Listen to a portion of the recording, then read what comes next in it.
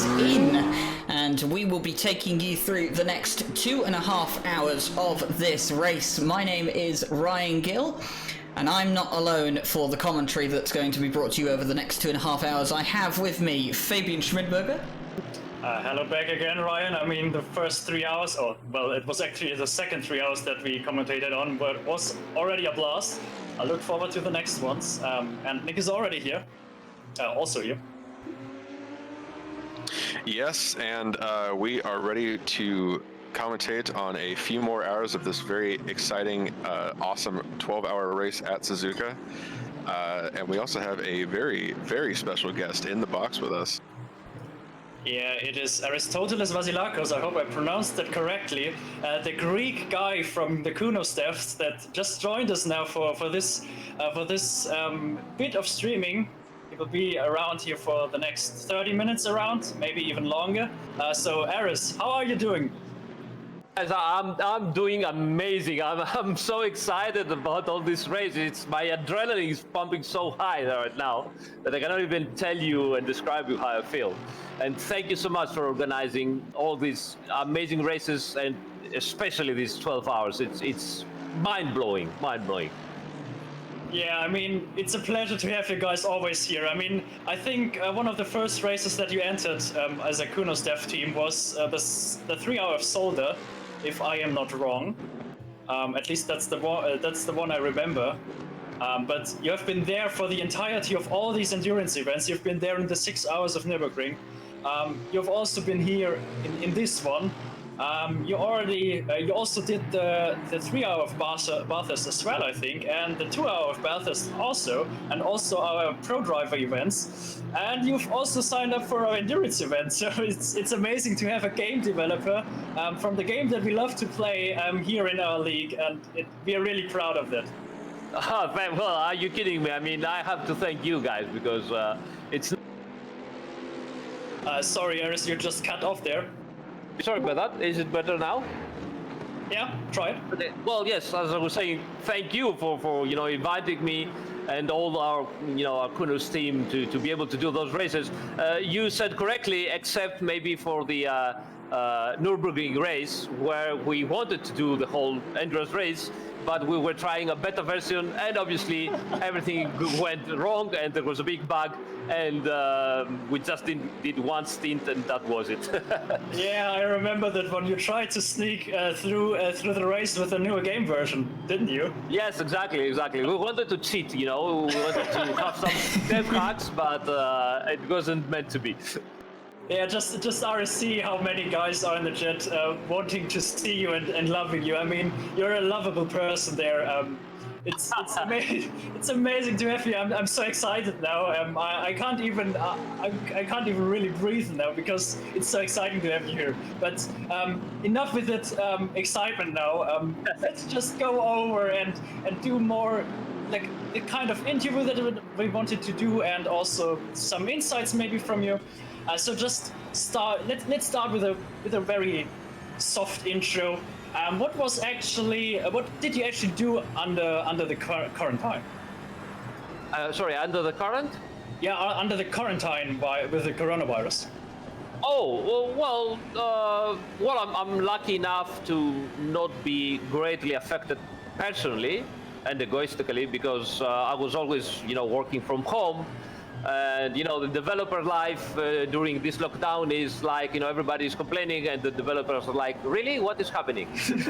Because we're still, inside our houses, and just keep on programming and developing stuff. So nothing really changes a lot for us, but that's completely on a personal way. In a little bit less of a personal, and especially for my family, we have a little bit of apprehension, because my wife is a medical doctor, and so she still has to go out and take care of people, patients, not with coronavirus, but she's still out there, so that's not so nice.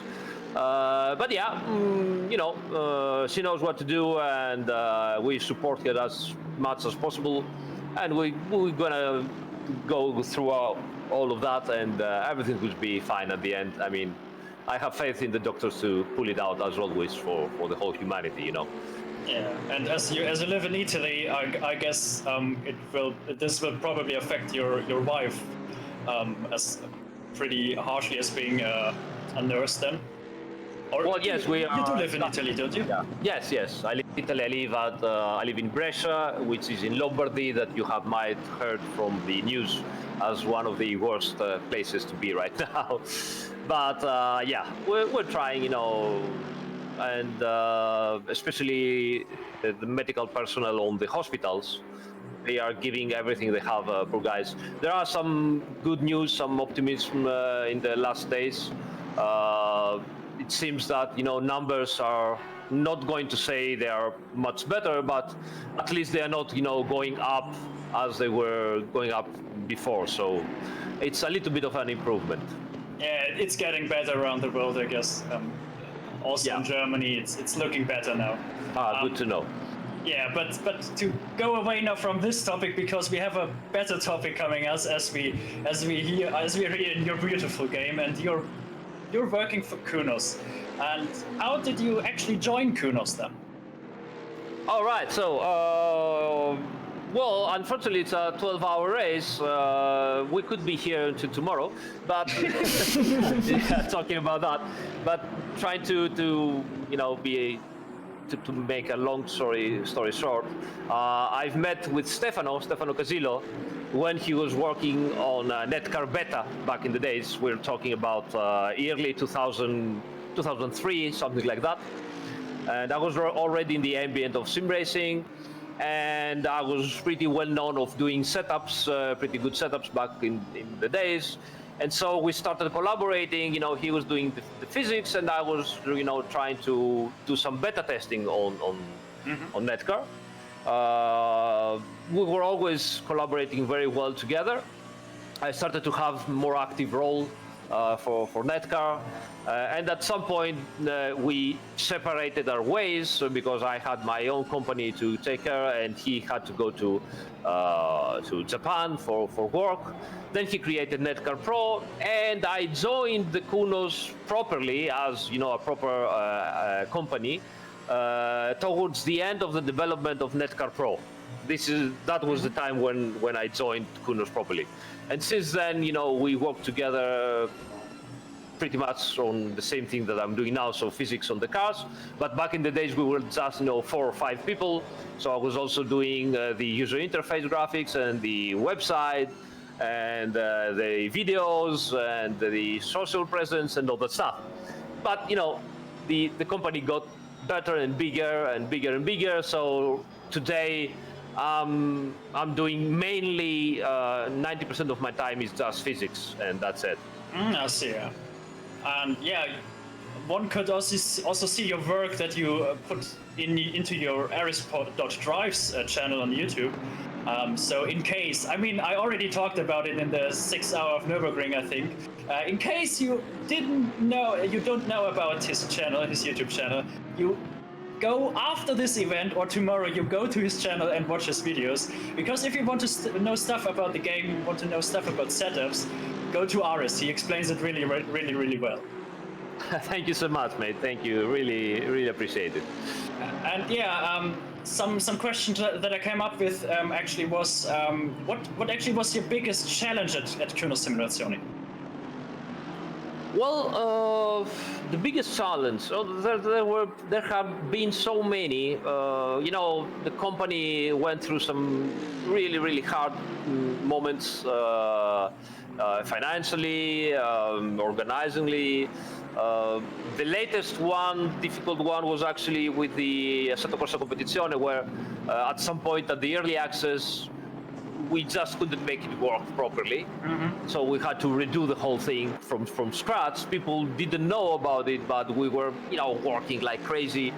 The mood inside the team was very bad because, you know, rightfully so, people were complaining a lot, and at the same time we were desperate and we were working very, very long times each day. And it was really very, very hard, psychologically speaking, you know, moment of the company. But we've pulled it through, and now we are in a condition that I think everybody in the team can be very, very proud for what we achieved. I'm not saying it's perfect because nothing is perfect, but I think it's very enjoyable, modesty apart.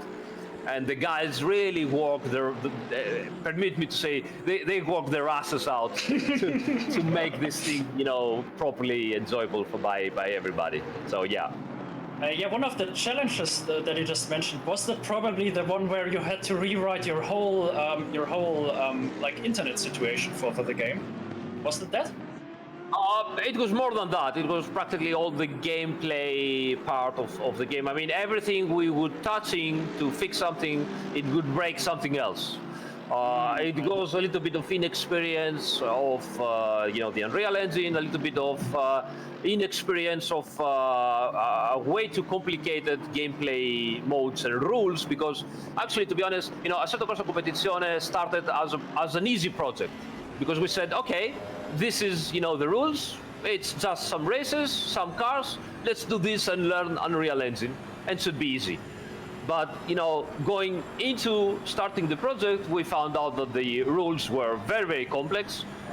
Sprint races, endurance races, stint rules, pit stop rules, tire set rules, everything was extremely complicated. It was unbelievably complicated. And yeah, mainly, I mean, we fucked up at some point. And but yeah, that's software development. That's how it works, actually. Yeah, I mean, I'm probably sugarcoating you a bit then, but that's what Kuno's Simulazione makes so great, because with every update, your game gets better and better. I mean, in the early access, it was nowhere near perfect. There was still a lot of work to put into, but you made it. There's still some small problems, but usually the game in its own now works pretty well. Come on, guys, you're never happy. Enough of that. No, don't worry. I mean, it's now a very good game, actually. Just some very small things, especially for the broadcasting side. Thank you. But yeah, I mean, it gets there. It gets there, and I guess you will support that game for a few years still. Thank you so much. Thank you so much. Yeah. So to go on to the next question. Do you actually have something planned for ACC's future that you want to tell us about? Honestly, no. In terms of, I mean, the plan, which I know right now, is, getting out the GT4 cars, that we are working very hard on them, and getting out later this year the British GT circuits, again, all laser scan, some amazing circuits from Britain. And that's the plan, because, it's just the start of the year, so the plan for this year is this. Now, depending how the DLC will go on, how they will sell, how the people will keep on, supporting us and all the stuff, we will decide what to do for, 2021. There are some very, very long-term plans, but there are still, just, thinking that, okay, what are we going to do when we're going to be even more older than now, Yeah. But that's, very, very generic, very just talking about nothing really serious. So we usually try, to focus on not doing very long plans. No, it works, all right. Let's see what we can do after that. So did you hear that, guys? He basically wanted to tell you that you need to buy these DLCs that are coming out, and then something more will come. So that's what I got from your statement there, Aris. Absolutely. Buy the thing and make us rich so we can, stop working, and you can just play ACC forever. So that then Aris can finally have his golden teeth then. Exactly, yes. And maybe my wife can also, have a look at me and, I don't know, hear my voice or something like that. Yeah, I mean, as you've been working very closely with the cars in ACC, you've been doing the base setups, if I'm correct. What's actually your favorite car in this game? Well, I'm doing all the physics for all the cars, and obviously from the physics you extrapolate the setups, because I don't know if most of the people know that the setups that you find into Assetto Corsa Competizione as presets are actually the real setups of the car on the tracks, or at least very heavily based in such actual real setups. My favorite car, that's a very tricky question. I enjoy very much the Aston because it is a car that you can throw at any corner and it will just deal with it. I like the complexity of the Porsche, which is the extreme opposite, extremely difficult car, but so satisfying if you make it right. What else? I like the complexity of the Ferrari, but it was one of the first cars that we did, so it starts getting old on me now. Yeah, and I can't wait actually to finish the work on the GT4 cars because I believe they are extremely enjoyable.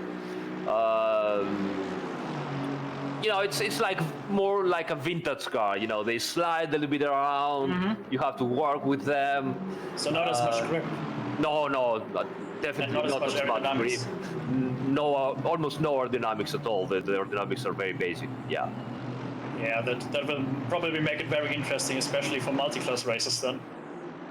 Well, yeah. I mean, normally the cars never do multi-class racing, but we all know what is going to happen on multiplayer, right? I mean, well, will it be possible in ACC? In ACC, I doubt it will be. I don't think at all it will be possible in single player because of limitation of the gameplay. But on multiplayer, absolutely yes. All right, then we can look forward to that then. Yeah. So now to start, maybe talking about a bit more about you as a person, you Aris. How did you actually get into sim racing or racing in general? Well, to be honest, as long as I remember myself, I was always a car freak. I just love cars. I'm actually the kind of guy that I don't care about the drivers. If you ask me which is my favorite driver, I might throw a name, but that's it. I don't care. When I watch, racing on TV, I don't care about the drivers. I care about the cars. I care about the engineering behind it. I love the cars. I love driving them. I love the sensation that they give me. I just love the cars. That's it. And obviously, when I was, 12 years old, and my uncle bought me the first computer, which was practically a ZX Spectrum. For me, that was an amazing opportunity to finally drive. Yes, with the keyboard. Yes, with graphics that were like I don't know, 1 polygon at a time. But I could finally drive, and ever since I've just been hooked. And I've just been. I remember myself always talking about cars, trying to drive cars, trying to understand cars, that kind of stuff. I see. So what is your favorite real car then? Real car? Yeah. I don't have a real favorite. That's the thing with me. I love. You know what I like? I like honest cars. Cars that want to do one thing and want to do that thing as good as possible. I don't like the cars that are trying to do a little bit of everything. To give you an example, and I know that might seem heresy to whoever is listening to us right now. Our family car is a Hyundai Ioniq, and I love it because it is an hybrid. It is made to be as comfortable as possible and consume as little as possible. And this is perfect. It does what it has to do. It doesn't try to, be a sport car or, a SUV or... No, he tries to be as efficient as possible. He has an aerodynamic body. It is perfect for the job that it is called to do. My personal car is MX-5 right now, which is very slow, but it does what it has to do perfectly. It's the best car to have fun driving. I mean, you are there, you are going very slowly, but you keep, changing gears because the gearbox is so short, no? And the handling is so neutral that if you don't know how to drive, it will probably bite you. But that's why I love it. So yeah, I just love honest cars. I love honest cars. That's the main thing about it. People just type in the chat. That's why I hate SUVs, honestly. Oh, I don't like them as well. People just write in the chat, Miata is always the answer. And well, as I'm a very proud owner of a Miata, I can only agree with that statement. Miata is always the answer, man. Yeah. Yeah. So yeah, what sort of motorsport do you actually like to watch yourself then? I guess GT3 is a part of it. Yes, absolutely. Actually, I'm living the dream because I've always liked. Well, actually, the actual series that I loved the most was the prototype C cars of the 80s and 90s. I really loved those cars. They were so, I was a kid, and they were so how to say science fiction stuff for V8s. They were amazing. The sound were amazing. There were V8s, V12s, and everything. Like spaceships on wheels. Yeah, yes, exactly. So now GT3s, yes, they're not so fast, but they still look the part, And I always liked more the GT cars than single seaters. So I'm very glad that I was able to work in those cars right now on a simulator. So yeah, mainly I like GT racing, prototype racing, this kind of stuff. I love Formula One, of course, but if I have to choose, I will always watch endurance racing and closed wheel racing. I see. And as we are just watching at your teammate Gargo Panka there, who's not only your teammate but also your working comrade. How are your teammates Kevin Stuck and Gargo Panka doing in the race today? Oh yeah, they're doing amazingly. I mean, Gargo is showing some amazing speed. He's always like that. I mean, you put him on the car, he trains, he practices, and then he starts on. He's on fire right now. Kevin, poor guy, we are making him work so hard nowadays, the last month, because he also has to take care of some stuff on the console porting on the network, and so he's working in double stints right now. So he had no time at all to train. So he just tried the setup in the car today, and he's doing amazingly. I mean, he's doing the same lap times as we do. So what can you ask more than that? Yeah, and any goals that you have in that race still? I mean, you already collected one drive-through, I think. Well, I was one of the students that needed to hand out this penalty. But as you're not the only car on the track that got a drive-through, it probably evens it out a bit. So what's your goal for this race? We are the only ones that got a drive-through for warning, for pit limit, for track limit. I don't think so. I think there was... that was our drive-through, actually. We got a drive-through for track limits. I think the Strelo brothers in P2 also got a drive-through for something like that, either track limits or pit limits related. Got it. Well, the 999 did as well, I believe, of Redline Motorsport Esports. I think they also received one for track limits. I hope much more cars would have, received the track limits drive-through. Bummer. No, I mean, we are right now in 19th position. We started, as you know, at 46.46. Because what happened there?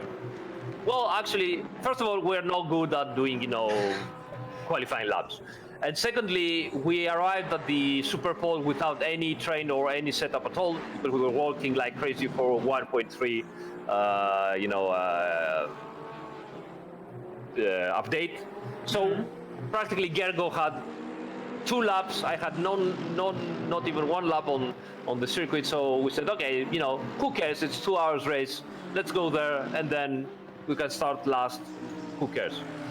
But now we are 19th position. We got some training. We have already done a double stint on the tires, which went very, very well. And I'm probably gonna have to do 1 more or 1.5 So we believe that we're going to be able, to be in the first 20 cars, which for us it's going to be considering, by the way, the level of the drivers right now in the server. I mean, there are some proper aliens racing right now, so I think we're doing pretty well. I think. Yeah, that's true. I mean, P19. That's I'm starting from P46, so that's a good effort. And especially considering that you don't really have much time to practice. I mean, I think that's kind of sad for you guys, that you have created such an amazing game, but you can't play it really that often. I think I guess that it's kind of sad for you. No, I mean, we cannot complain. Actually, we are doing our dream job, and everybody in the team knows to be in a very fortunate position to be able to work on something that you're so passionate about, and not only work but have success also, and having people that they are like-minded like us appreciate what you're doing. So honestly, we really are grateful, and we really feel very, very lucky to be able to do this. Yeah, I see. So, as you have been starting in 46, you are now in P19. Is there still some more places to be gained? I hope so. I don't know if the cars in front of us have done any double stint. I believe we can gain on that. Our race pace was very nice during the double stint, and I don't know how the other drivers are handling the thing. I'm pretty sure there's going to be some, bitching and talking about that, and people complaining. But that's endurance racing. We try to make the simulator more realistic. So sometimes it's more enjoyable to drive. Sometimes you have to stop exploiting it, and relearn how to do some stuff. So it is what it is. Yeah, that's true. I mean, some people enjoy driving in the Formula One games from Codemasters, for example. Some people like the hard reality in true sim racing games like RFUCT or ACC Race Room. So yeah, different types of games for different types of people, I guess. Absolutely. So do you actually play any other games other than ACC yourself? Trying other sims occasionally, yes, absolutely. Playing, not so much. The time, that I mean, if I have a free time, I'm gonna get into your servers and try our actual game. So yeah, I don't have that much free time to try other games. But luckily, my son now is almost 16 years old.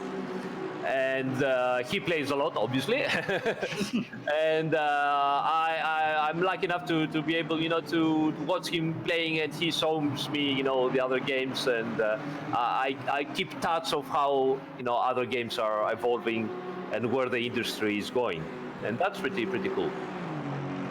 All right, so actually, now that you have achieved so many things with AC and ACC now, do you still have something that you want to aim for, some achievement? Something extra, you mean? Yeah, so maybe you have a goal like 1 million copies sold or something like that? Well, we did more than 1 million copies with the Assetto Corsa 1. I didn't know that. Yeah, we are way past that, obviously considering also the console sales. Assetto Corsa Competizione is doing very well, but you still have to consider that it is a very niche product. It's just one series. People are not used to, buy one series except if it's Formula One. Nowadays, people want, games like, and simulators even like Assetto Corsa 1, which is very variable. It has plenty of cars, different tracks, different things like that.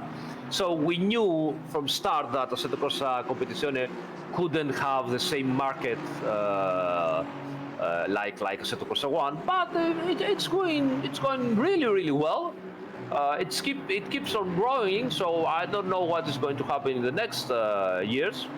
For sure, if we want to get and do, again, numbers like Assetto Corsa 1, like millions, we would need to do again some kind of title that it is more generic.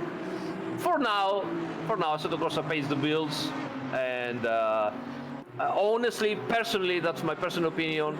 I believe we also, leaving behind some kind of a history. We couldn't see such kind of a single series simulator like it was GTR 1 and 2 back in the days for a long period of time. So we did it.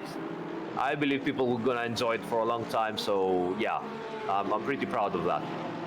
Someone just asked in the chat who is speaking, and that is the one and only Aristoteles Vasilakos, one of the game devs for ACC.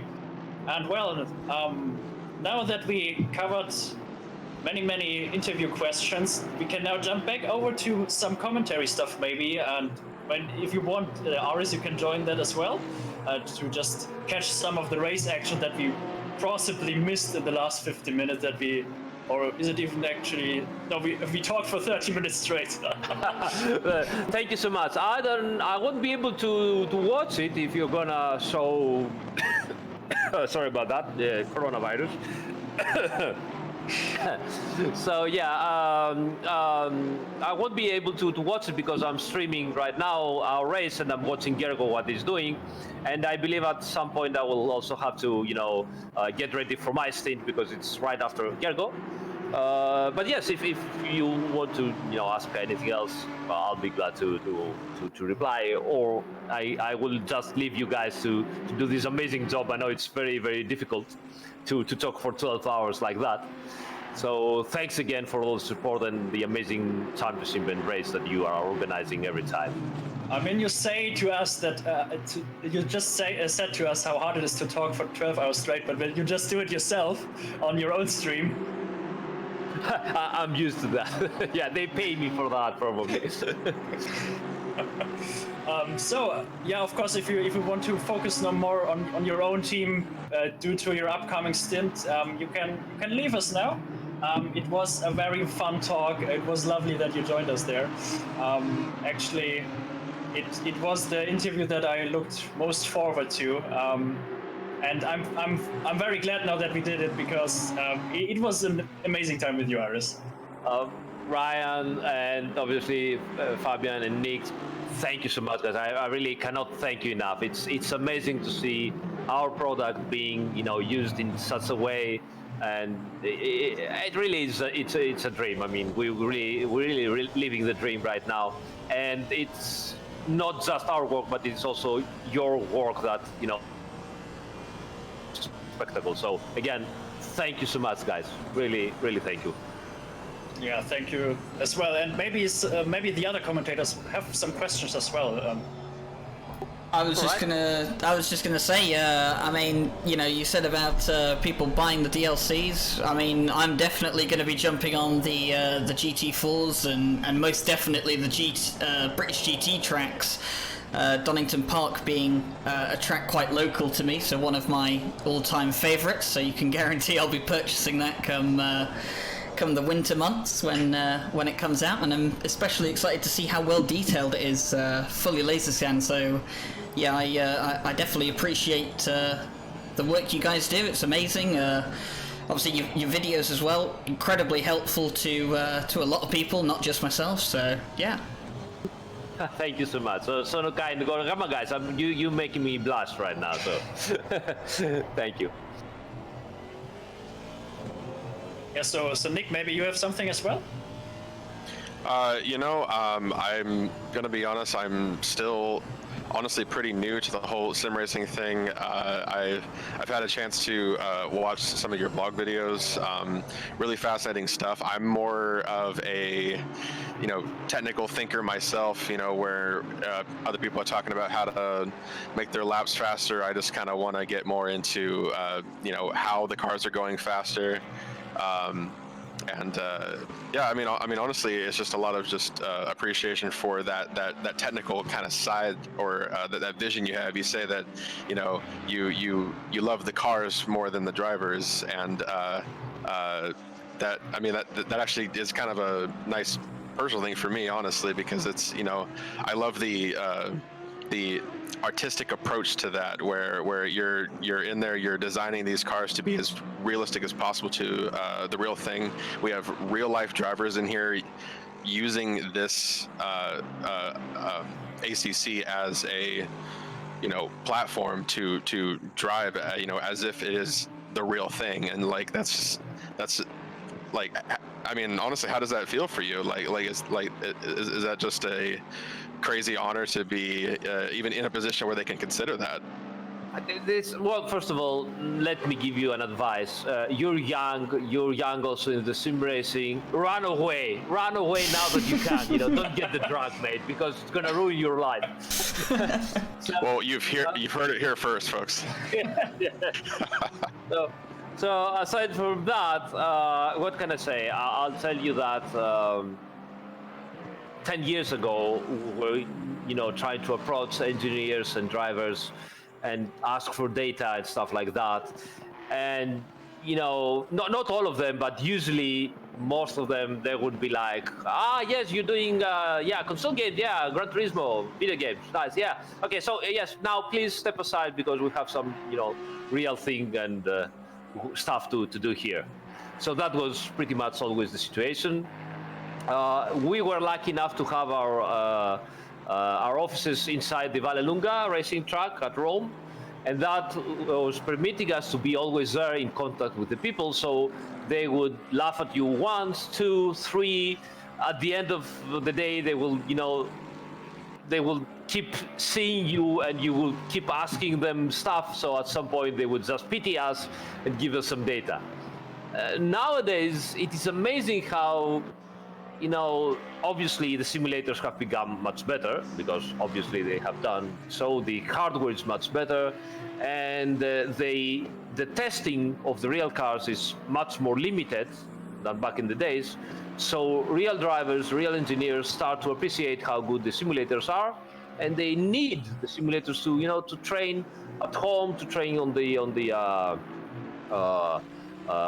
their racing teams and so on. So they are actively seeking us to talk with, and I think we've just started. And I believe that after 10 years in the future, we're going to be laughing at how bad Assetto Corsa Competizione was, I believe we just started, digging and trying to be at the next level of realism. Yeah. So you heard it here, guys. As Aris just hyped us up for some stuff that will come in the future. So Aris, I hate to say it, but I think we have to go back to the race action again. All right. So that we are a proper commentary stream and not only an interview stream. Yes, I also have to go because my stint is coming. So yeah. Yeah, sure. So thanks for being there, Aris. I really appreciate it. Thank you so much. And if you guys can, give some drive-thrus to the cars in front of us, it's also greatly appreciated. We can also give you some DLC keys or whatever you need. Oh, all right. I will pass that on to Astur's team then. Thank you. All right. Have a good one. Thanks, guys. Thank you again. Appreciate it. And you thought our stewarding team was having a field day so far. Just wait until we start dishing things out. Orders from the top, gentlemen. Right. Well, with some exciting insights actually into ACC and Aris, obviously one of the Kunos devs. We do actually have some news for everyone. We have just hit 4,000 members on Discord. We have officially broken 4K members on the Discord. So it was crazy that just over a month ago we'd hit 3,000 members, and a month and a half later we are at 4,000. So that is an incredible increase, and we can't thank you all enough for joining the Discord. It's an amazing group of people that we have in here, and we're growing every single day. And of course, that doesn't discount anything from all the follows and the subs we've had here today. We do appreciate those as well, and do remember you can subscribe with Twitch Prime for free. And of course, we do have the sponsors Fanatec, Coach Dave, and GT Omega for you to browse their wares. Of course, the Coach Dave Academy sponsoring the 12 Hours of Suzuka. But with the interviews with Aris over, unfortunately, we will move back to the racing. So 2 hours, 49 minutes, 30 seconds to go. It is Samuel Ratz in the Racing Line Motorsport 191 Mercedes that leads the way at the moment, ahead of Raig Strello in the 22 Aston Martin. Yeah, I mean, I have to now focus a bit more on the race again, as talking with Aris has used all my concentration for the talk. So now let's try to get back into the rhythm of commentating the actual race then. So we still have Samuel Ratz from Team Racing Line Motorsport in front. Raig Strello took over from Steve Strello. So car number 22 is in P2, and previously I wrote in the chat they are around 1 minute and 20 seconds away from P1, but I just have seen a little bit of squiggling around from Samuel Ratz. That was not enough to lose a lot of time, but he probably lost 2 to 3 seconds. Yeah, so we're definitely seeing, the Strehler brothers holding it down in that 22 Aston. And to see them be so aggressive in the stint that we were commentating earlier, and to see the 191 Mercedes crawl away piece by piece has got to be frustrating, but I do not think this race is over. Honestly, anything can happen. We have a few hours on our hands for this. Someone just asked in the chat, Tanuki Detective actually, is there ballast to some cars in this? Yes, we applied our own Redline Motorsport ballast to some cars because we thought that they would be a bit too fast. So we added 20 kilos to the Mercedes and 20 kilos to the Aston, if I'm correct. It doesn't look like that it affected the Mercedes too much, but how fast would car number 191 actually be if there wouldn't be any ballast? I was just about to say, Vivian, looking at the top 5, 2 Aston Martins, 2 Mercedes in the top 5, and of course, if you stretch that to the top 10, there's a third Mercedes in there as well, so yeah, the extra 20 kilos of VFP weight that has been added to those cars doesn't seem to have affected the front runners at all. So it's nice to see that although we did try and limit these cars on this track to try and make it a bit more of an even fight, the driving behind these cars has still shown itself supreme. But we do have a couple of Ferraris and Lexus in the top 10 as well, and we also have a BMW in the top 10. Oh, that is actually a pretty good surprise, and that is the BMW that we already always have seen fighting with the other cars. Burgess was the driver that we focused on earlier, and now they seem to have gotten into the top 10s. So good effort from them. Yeah, we're seeing various teams constantly crawling up the scoreboard on the left there, and yeah, I mean we are slowly starting to see that huge advantage that the Mercedes and the Aston Martin had, even with the added 20 to the BOP, still just showing that they are a vastly superior car for this track. Those teams have had plenty of time to get those practice laps in, and the first mass majority of this race at this point, with only 2 hours and 45 minutes left of 12 hours, to really dial in those cars, and they are honestly kind of starting to pull away from the rest of the pack. Yeah, and I'm actually surprised to see the first Audi car in P17. I mean, and that's also a Pro AM car. The first Pro Audi is just in P19. And I guess that is because the main Audi car that we thought that would maybe race for top 10 places, which is the BWT Mücke Motorsport car from Phil Witt, Mija Boncha, and Wolf Matuszka. Yeah, I actually thought that they would be fighting for P10 or even P5, but they had some bad luck, and I think they also collected a few drive-through penalties, which hindered their race a bit or a lot. Yeah, absolutely. Fighting for those positions earlier in the race, but we can clearly see a pretty solid separation in the grid here, with a very solid top 10 appearing. Maybe it was just a few too many things not in their favor on that bright pink Audi, but I am still excited to see them on the track, still proving to be a amazing team on the track, and we will see what they can do with the last couple of hours here. And after 9 1/4 hours, we still have 43 of a total of 52 cars in there. So we only lost 9 cars, and that is mostly due to some issues with their connections. So they would have probably pulled through the whole race, but some of them got hit very badly, and that's why I can understand why they wouldn't pull through the whole race. But that's actually not a bad number to have still 43 cars in the race.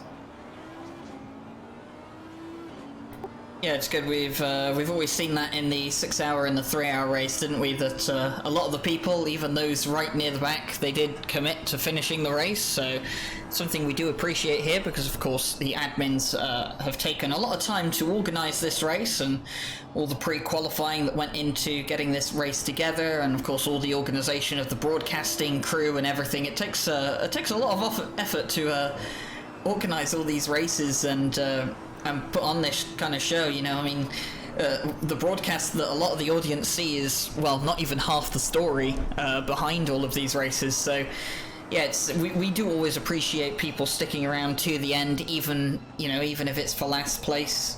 Sticking it out to the end is much appreciated, and we do take note of it for future events. If people just aren't doing well in a race and they park the car and leave, we take note of things like that, and we add those people to the bad list, and the people that are dedicated and keep finishing the races despite the odds, we add them to the good list. So it's something that you definitely have to keep an eye on. But as the race has gone on so far, we've had a lot of action in and out of us being able to broadcast. Of course, we are now into the night. When we'd initially left you, Comms 1 team took over. It was just about sunset. In fact, it was very, very nice actually out on track. Now it is dark, everyone with the headlights on, and unfortunately, Nick, there's no sign of rain yet. Absolutely not. To say I'm crushed is an understatement. No, it's not that serious, but we were hoping for a little bit of a mix-up, and it ended up being pretty clear going into the night here, as it has been fully set in. It is now 9:28 p.m. In game, and we can definitely see how dark it is now, obviously, for that. Did want to just point out a little report coming in from Jake Boswell, steward. There is a drive-through for our very own Vicky Thompson and the 999 Honda for taking out car number 33. Oh, well, as someone who obviously being part of Red Line Motorsport, it pains me to see another drive-through penalty on that car. That 999 car has had 4 drive-throughs today. One of them for track limits, the other 3 for contact that they've had with other cars. So, it pains me to see another penalty for that car, but the stewards doing what they deem necessary during this race. But I don't think that's going to quell the rage of Vicky Thompson any. Yeah, and me being a big fan of Vicky Thompson, that hurts my heart there to see another drive-through for her team. And she will probably spank some of the stewards' asses after the race. So I will probably hide in my room and not let anyone in, especially not Vicky, because if she gets angry, well, you don't want to see her angry. Well, I'm just going to say that I'm glad I live in the UK, and there is a restriction on travel at the moment from Central Europe to the UK, so I don't have to worry about Vicky paying me a visit anytime soon. I hear you there, Ryan. How are you doing, Jake? Have you got any news for us? Yeah, keeping busy, as I hear you just already touched on the another drive-through, unfortunately for the RML Esports team, but you know, we're here to do a job, and that is to be consistent for everyone's sake. And it was an obvious DT for them, unfortunately, but that is what it is. There was a couple of others, another drive-through for car 41. That was actually on the 999 car, so they've been in a fair few tussles in this long 12-hour race that we've had, and a drive-through for car 72, knocking driver 7 clearly out of the way when they were actually letting them past to lap them. So yeah, a few incidents still to go through. I can see it heating up again towards the end of the race, but let's hope they can keep it clean. All right, well... Absolutely, Jake. Well, thank you so much for that. Yeah, I mean, that's a great point, actually, that we might be seeing a few of these teams cranking up the heat as we get into the last couple of hours of this race, going for those last-minute battles and overtakes to see if they can get a little further up the scoreboard. Yeah, I think we should be prepared for plenty more battles as we go into the last little bit here.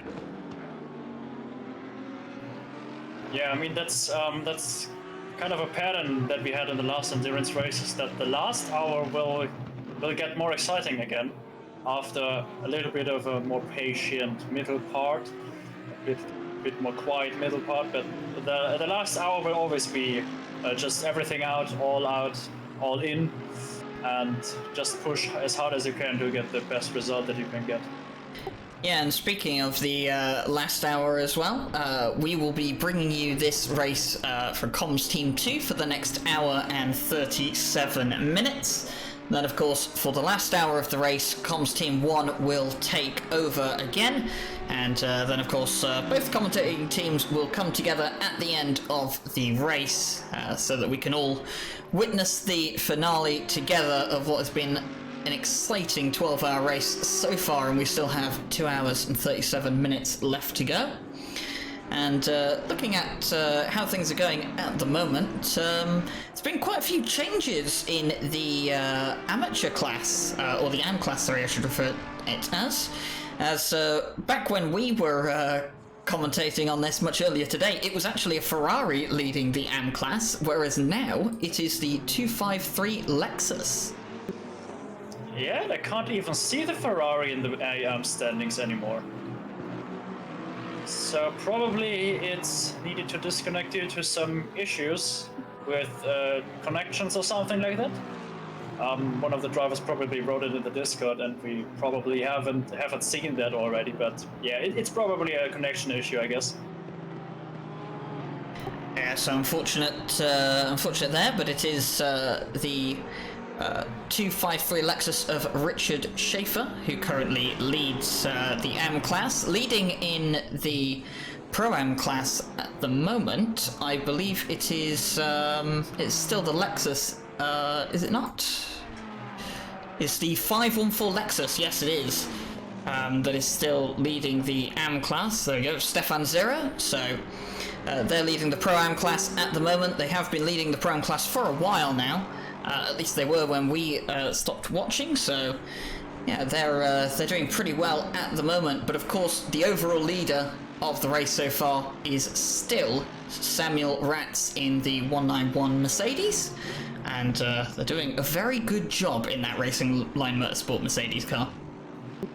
Oh, and I just see a drive-through popping up for car number 4, for car number 715.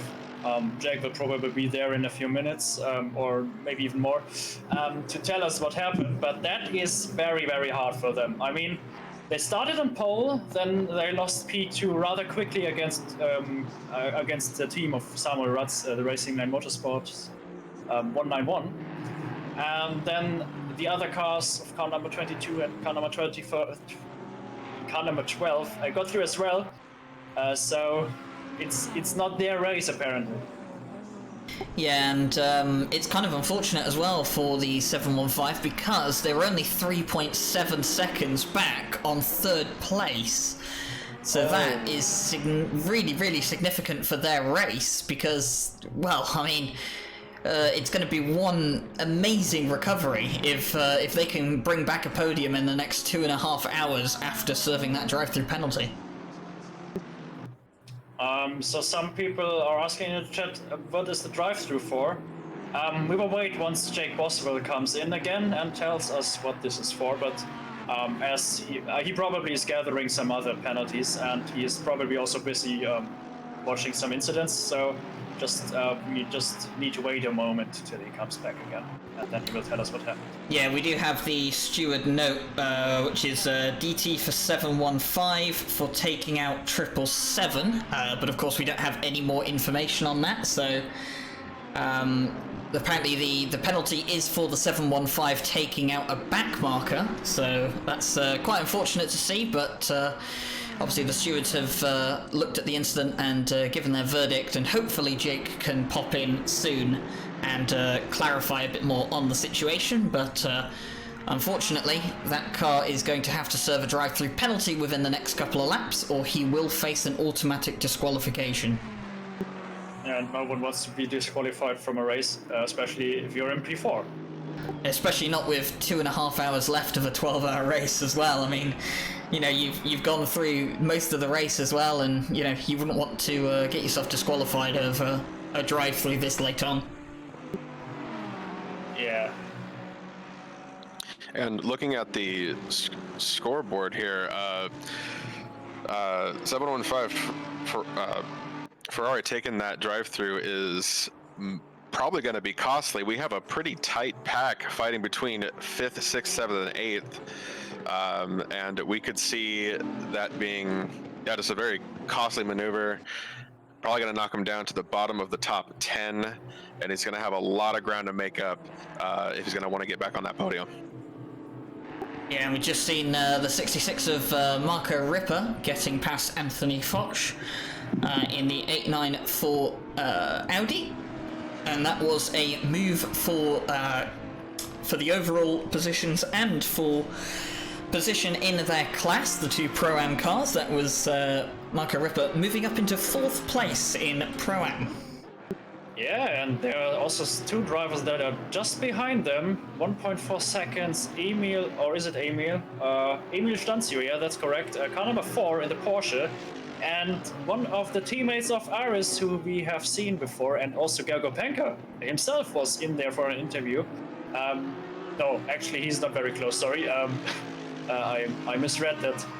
But we have maybe a three-way battle coming up for P18 in a few laps. And now we're having a look at Dennis Franke. He is driving in the MS Motorsport team. And he has 3 other German teammates, which are Marvin Weil, Stefan Quie, and Michael Mross. And they are trying to fight for the race win in the AM class. They are around 23 seconds behind Richard Schäfer. So it is still possible, and maybe a different strategy will help them with that. Yeah, and actually just seeing there the Dennis Franke in the number 8 Audi, just getting past the 88 Mercedes of Tomio Kallio Kajala. So yeah, there's just an overtake there into the second corner for position, and that's just for an overall position, not one in class. But yeah, as Fabian just said, Dennis Franke now about 23 seconds behind the leader in the AM class. It's going to be interesting if over the next 2.5 hours they can bring that gap down. That's definitely going to be one to watch. I don't think there's anyone else in the AM class at the moment that is maybe going to challenge that position for the win at the moment, as a lot of the other AM drivers seem to have a significant gap to these two ahead. So yeah, now that we are actually around hours and 30 minutes away. Nick, what do you think who will win this race now that we are a bit closer to the race end? I mean, it's been very obvious that 191 Mercedes up ahead is just dominating the track right now. Sammy Ratz has been just gaining time on the Strehler brothers,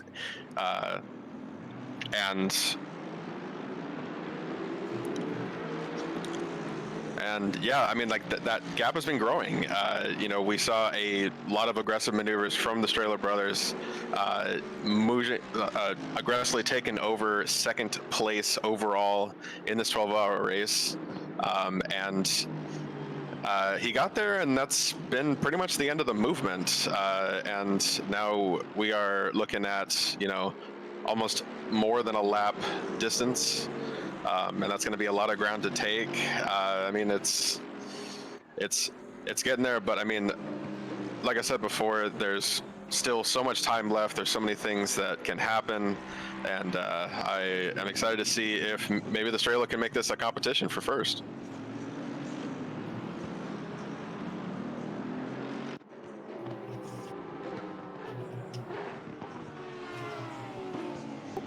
Just going here to the battle for P19 overall. This is a Porsche that we've seen plenty of today, the Blue Flag Racing Porsche number 4. Emil Stanciu currently in the car, and he is chasing down Anthony Foch in the 894 Audi. And of course Stanciu in the Pro class and Foch in the Pro-Am class, so this isn't for class position but for overall position. Yeah, and of course, as there is Garrigo Panker around 11 seconds behind them, that's, as we just see, someone going a bit wide there in the Honda, which I would like to say one of the most beautiful cars out there with this livery today. I think it's number 55 here, number 55 Honda with the dark blue and pink livery. That almost looks like one of my Audi liveries that I had for season 2. It looks like one of your Audi liveries, but done properly.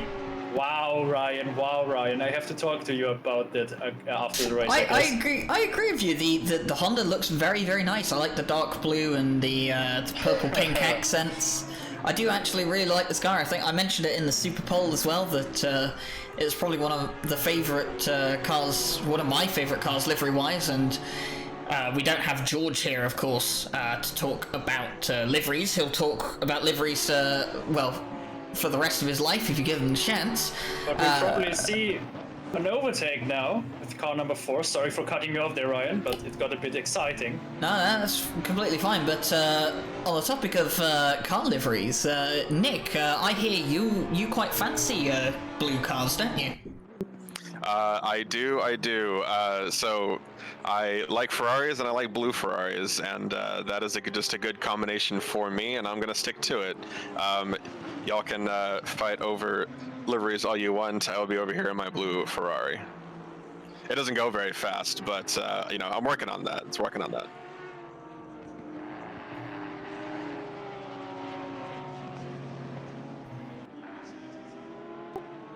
Looking through the field now, a lot of the guys up at the front of the field don't have a very big, well, don't have a very small gap, should I say.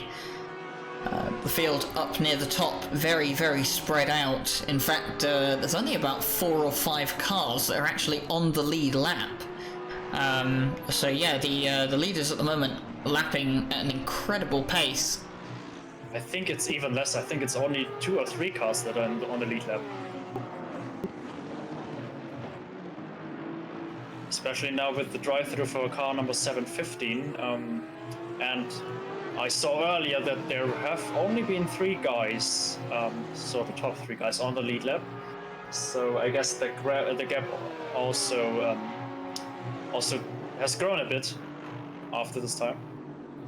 And it's actually interesting that you mentioned the penalty for the Ferrari in 4th place, because he's actually served that penalty already, and he has remained in 4th place. So obviously he was that far ahead of 5th place that it hasn't affected them too much. at the moment, but we'll see how much it could potentially affect them come the end of the race. Yeah, but it lost them around 25 to 24 seconds, I suppose, because now they are around 29 seconds behind the car in front. So that's around the time that you should lose with a drive-through, I guess. And of course, the car behind them that will be chasing them down, currently being driven by Nick Foster. That's the 888 Aston Martin. And of course, that is the team that has David Perel and James Baldwin and is it Josh Martin as well? And Nick Foster as well, I think. He isn't listed on the spotter guide. Yeah, he's the fill-in for Super GT though, I believe, is he not? Yep, that's true. So obviously Nick Foster in the car at the moment, and he's the one currently trying to chase down the 715 Ferrari. And this car qualified 4th in the Super Pole, incredibly well driven lap by James Baldwin to put that car on P4 for the grid, and they're only one place below where they qualified, so not a bad result so far for these guys. Yeah, definitely, and especially as they are our main sponsors for this race, that makes it especially special. So yeah, good result for them. The race is not over yet, but they also have some very good race expertise from David Perel there, and I think one of the drivers is also one of his race engineers, actually. If I'm not wrong, I don't know. I have watched a few recent streams from Dave Perel, and I think he was joined by his race engineer there.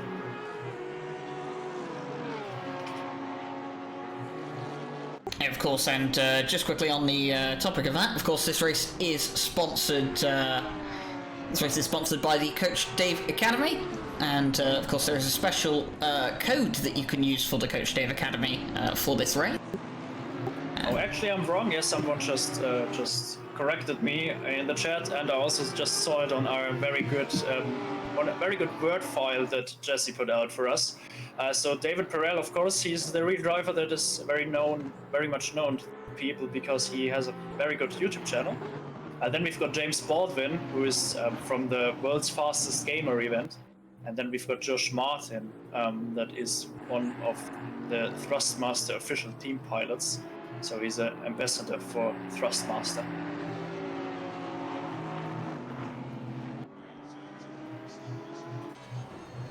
Yeah, always interesting to see the kind of people that we get here at Redline Motorsport. And of course, it's a privilege to have someone like David Perel racing in this 12-hour event as well, and proud to have him as a sponsor.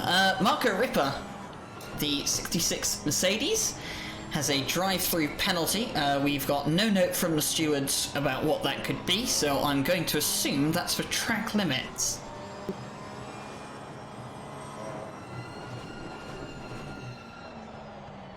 Of course, track limit's going to be one of the things that will catch out a lot of people towards the end of this race.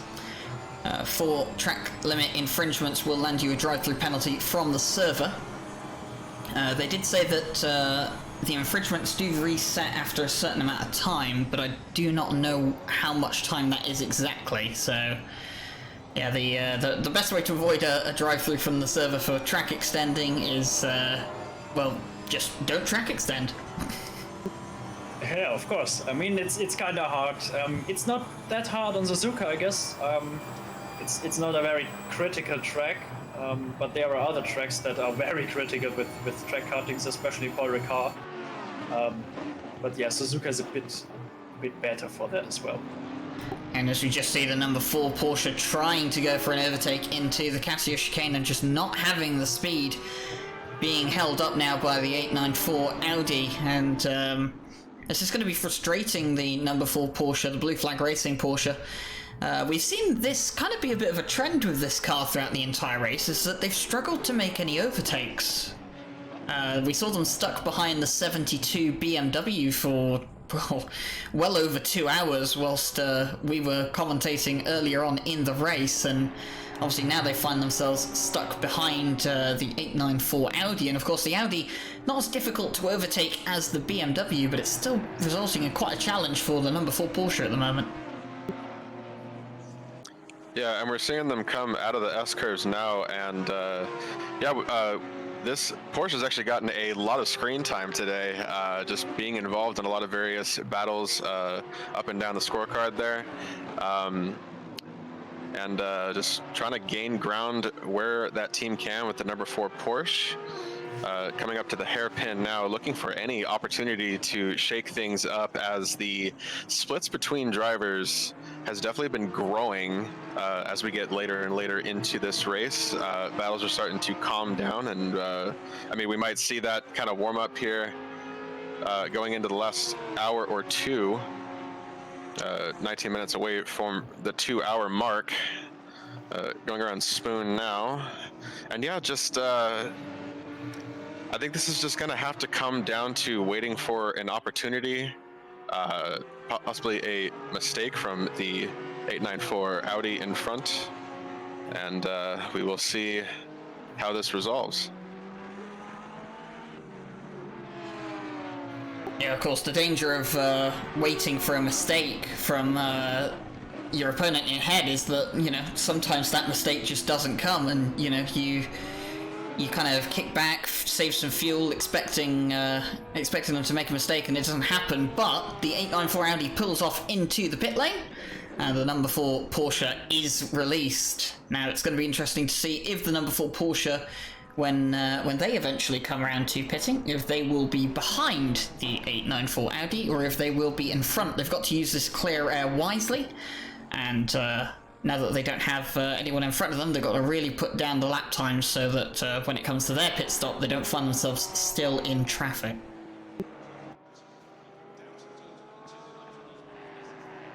I definitely think what's fascinating here, I'm looking at the lap times that everyone's running. Even with the temperatures dropping, we are still seeing consistent lap times. These drivers are so accustomed to these longer races, these different conditions, even if we're not dealing with the extremes that are rainfall or anything like that. Just the track cooling off is definitely something that affects their pitting strategy or how they're driving. But we're just seeing everybody being rock solid going into the last couple of hours of this race, and not really seeing much of a change in anybody's driving quality as the sun went down and we're going into the dark hours.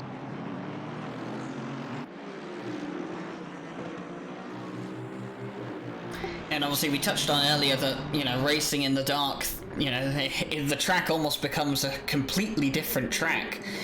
And that's something that maybe we can have a bit of a discussion about. For example, Fabian, obviously I know you've been around sim racing for a while now, and how do you find driving in the dark? Do you prefer driving in the dark, or do you prefer driving in the daylight where you maybe don't have to depend on your headlights so much? Well, I am one of the people that have the night mode on every app that I ever used, and I also have a dark background on my PC.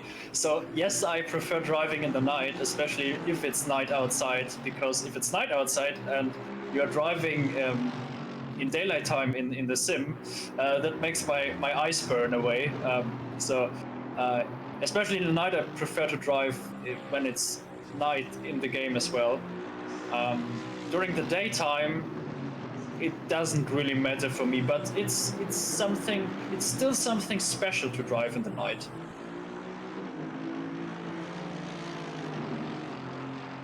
Yeah, I definitely have somewhat of a favoritism towards driving in the dark. I find it kind of therapeutic sometimes to, you know, do laps in the darkness. There's something a bit strange and unnatural about it, because it doesn't happen, you know, very often. For example, it's one of the reasons why in series like Formula One I love the night races so much. At tracks like Bahrain and Singapore, even if the racing isn't that great, I do love the, you know, seeing the cars under the lights, and obviously in endurance racing you get to see it a lot more often, and I think it's quite a treat to see these cars in the dark, and and that. What do you make of it, Nick? Yeah, I mean, I bet this is something that our other commentator friend George would point out, is that the liveries really come alive a little bit at night. You can see some creative choices with, you know, maybe a livery design that's more designed to more pop in the night light with just the headlights and the street lights on the track with the sun down. That's always been a kind of a cool thing to see about these night races, is that we can kind of see how those visual choices kind of reflect from the designer point of view. Yeah, and just as you're saying that, we have a battle for P3 at the moment in the race. It is Nick Foster and Patrick Selva, so the Aston Martin and the Lexus set to go toe-to-toe here for the final podium position overall, and of course third in the Pro class. And of course we've seen a lot of battles with Selva in that 666 Lexus, and this could prove to be a pretty exciting fight here. As we are getting into the last couple of hours, cars getting more and more tackily solidified into their positions, but there is still some fight in these drivers to change up these positions and plenty of time to shake things up. So it's going to be exciting what the end result of this particular battle is going to be. Yeah, and it's amazing to know that, well, I mean, after almost 10 hours of racing, you know, it's incredible to see at the moment that that P3 and P4 are only separated by about 0.3 of a second. I mean, you know, it's quite unbelievable sometimes, you know, when you think about it, is that, you know, how can two cars be so close to each other after so many hours of racing? And, you know, the reality of the situation is that, yeah, a lot of these guys are really consistent.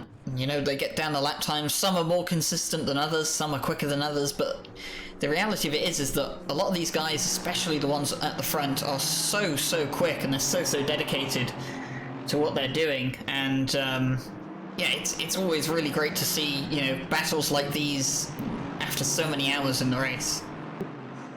Absolutely, and we saw entering the S-curve, Selva actually giving Foster a couple of flashes, saying that third position, that's mine, I don't know what you're thinking. So we might be seeing a aggressive overtake pretty soon coming up. I can feel it kind of building up in Selva to kind of go for it. We might see one of those aggressive passes in the hairpin or even the spoon. As we said before, we've had a few surprising overtakes in this race, a few just sweeping passes that, you know, capitalizing on maybe a minor mistake or not a great exit out of a turn. And I think we're about to see something pretty exciting here, as Selva is getting ready to make the move, I'm willing to bet here. Yeah, of course, Patrick Selva teamed up with Paolo Moya for today's event, and one of the few two-man teams. As they come towards 130R, Patrick Selva has a look, but not quite committed to having a go at 130R. You're going to have to be very brave if you're going to make a move at 130R.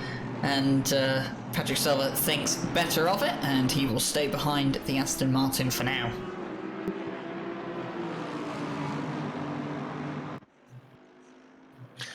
I am almost kind of hoping that we see another one of those very exciting and surprising Degner corner overtakes.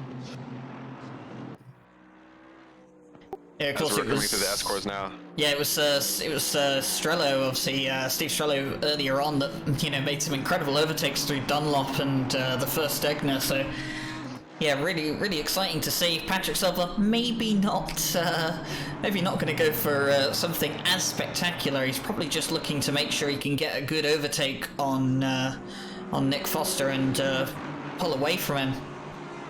But as we come up towards the first Degner now, Still on the back of the Aston Martin, not as close as he was last lap, but definitely sticking with him. And it's going to be in the second half of the lap where the Aston Martin will really start to fall back to the Lexus. The Lexus will have the advantage coming into the second half of the lap, as the Aston Martin does seem to struggle in the power sectors. And the Lexus obviously isn't the most big, power-hungry straight-line speed car in the world, but it's definitely quicker in a straight line than the Aston Martin is, and with the slipstream, this could definitely play into Selva's hands. Yeah, as they're coming out of Spoon here, we might be able to see one of those exciting yet extremely dangerous overtakes in the 130R range here, possibly even the chicane. To see if Selva can get that slipstream going to just kind of slingshot past Foster and take that third place. Oh, and Foster just disappeared into the ground a bit, so it looks like they probably have a bit of internet connection issues. I didn't want to say anything because I thought that was just on my end, but now that Fogman has confirmed that, I will say that that actually happened. Doesn't seem to be anything serious as we're still racing here. So that is definitely good news for this race, as we do not want to see this battle lost to the technology gods. We want to see it lost or won by skill alone. Yeah, that would be very sad if we would lose that battle, because it's looking to be probably a very interesting one. I don't think that we actually had a Lexus against the Aston before in the stream, and the Lexus should have a straight line advantage against the Aston, which could make it easier, but of course the Lexus has to be behind the it has to stay behind the Aston, also in the slow parts, to be able to attack him on the straights, because otherwise he would be too far away then.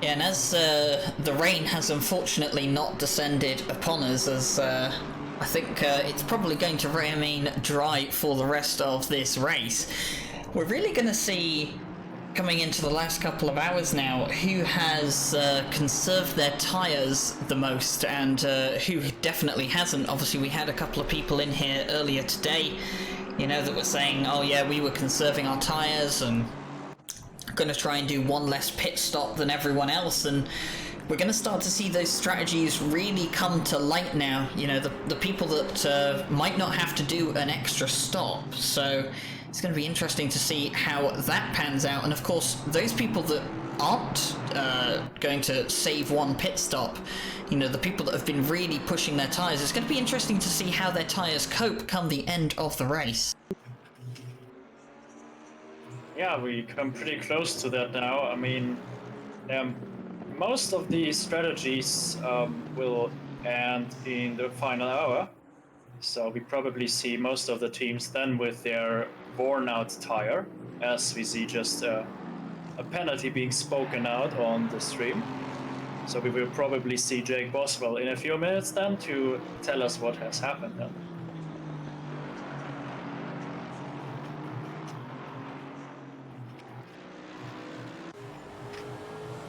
And just looking now, Patrick Selva all over the back of the Aston Martin of Nick Foster, going through the S's, but just not quite having the pace or having the room really to get past the Aston Martin. And it kind of shows that Patrick Selva is really pushing hard, and the one thing he doesn't want to do is push too hard and maybe go into the back of the Aston Martin or find himself in the wall. So yeah, Patrick Selva's going to have to be careful here, but a great show so far from both Palamoya and Patrick Selva in this race. Of course, this car had a drive-through penalty towards the start of the race, so if they could aim for a podium after a drive-through penalty, that is an incredibly well done drive. Yeah, but to be fair, I think that at this rate, almost everyone has gotten a drive-through so far. Some of them got more than one. Car number 999. But yeah, I wonder how many cars actually do not have had a single penalty yet. that list is probably getting shorter and shorter as we go into the last bit of this race. Selva's still looking for that opening. That Foster is just not letting up. And we're just seeing a great defensive play from Foster, holding on to third place but for dear life. But Selva is going to be chomping at the bit probably until the end of this race, fighting for this podium position. And as we're seeing less and less change, as I mentioned before, battles like this are really going to define what the final scoreboard is going to look like.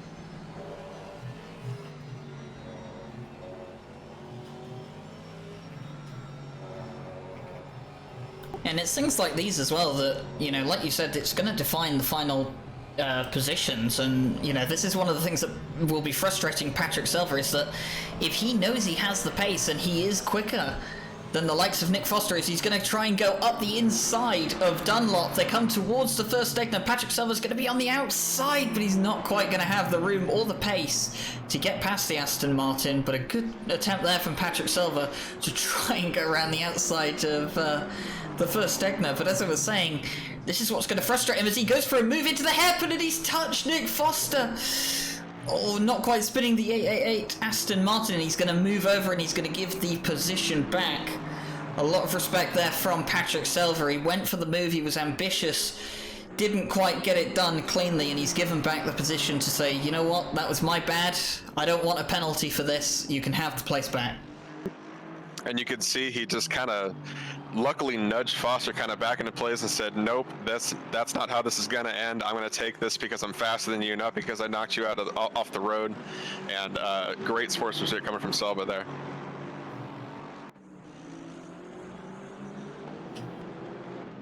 Yeah, always good to see when people behave this way. You know, I mean, if you accidentally, you know, hit someone and spin them, and you didn't mean it, obviously, and obviously you don't want to get a penalty, especially not now at this point in the race as well. So, yeah, it's good to see that there from Patrick Selva to say, you know what, that's my bad. I'll let you go out in front, and I'll give it another attempt in a lap or two's time.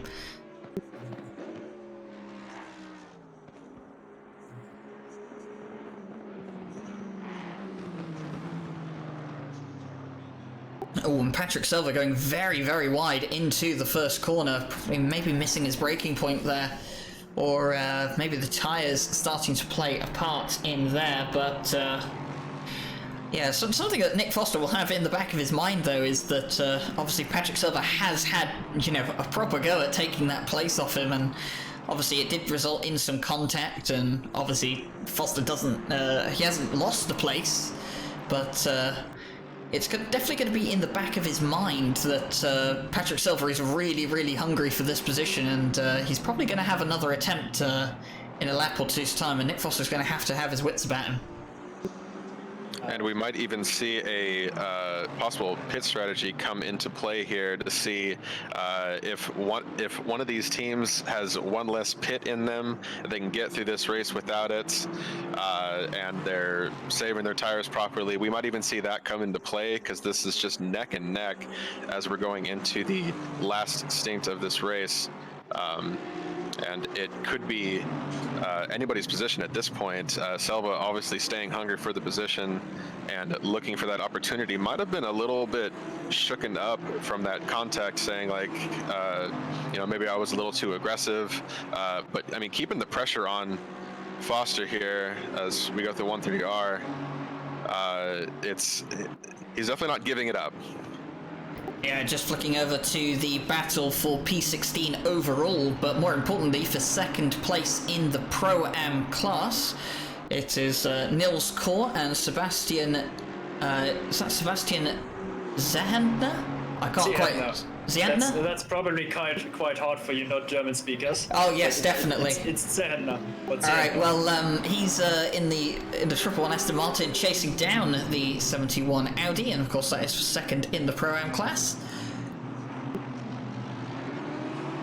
We will keep an eye on the gap between the likes of Nick Foster and Patrick Selva, just to see if Patrick Selva is going to have another move. In fact, if one of Fabian or Nick would like to keep an eye on that battle, and do let us know if anything is going to go on there. Yeah, I already have a look at that battle and see if Selva is faster than Foster. Oh, he is actually side by side, so probably we might want to switch over then. He just tried it into Dagna 1, went side by side, but then he backed out again because he saw that into Dagna 2 that was not a very good idea, as we saw a Nissan on the grass. But yeah, probably we need to wait another lap to see another attack, but he's pretty close actually now. So I don't know if we should switch over to P17 again or if we should stay here, because something could happen either way.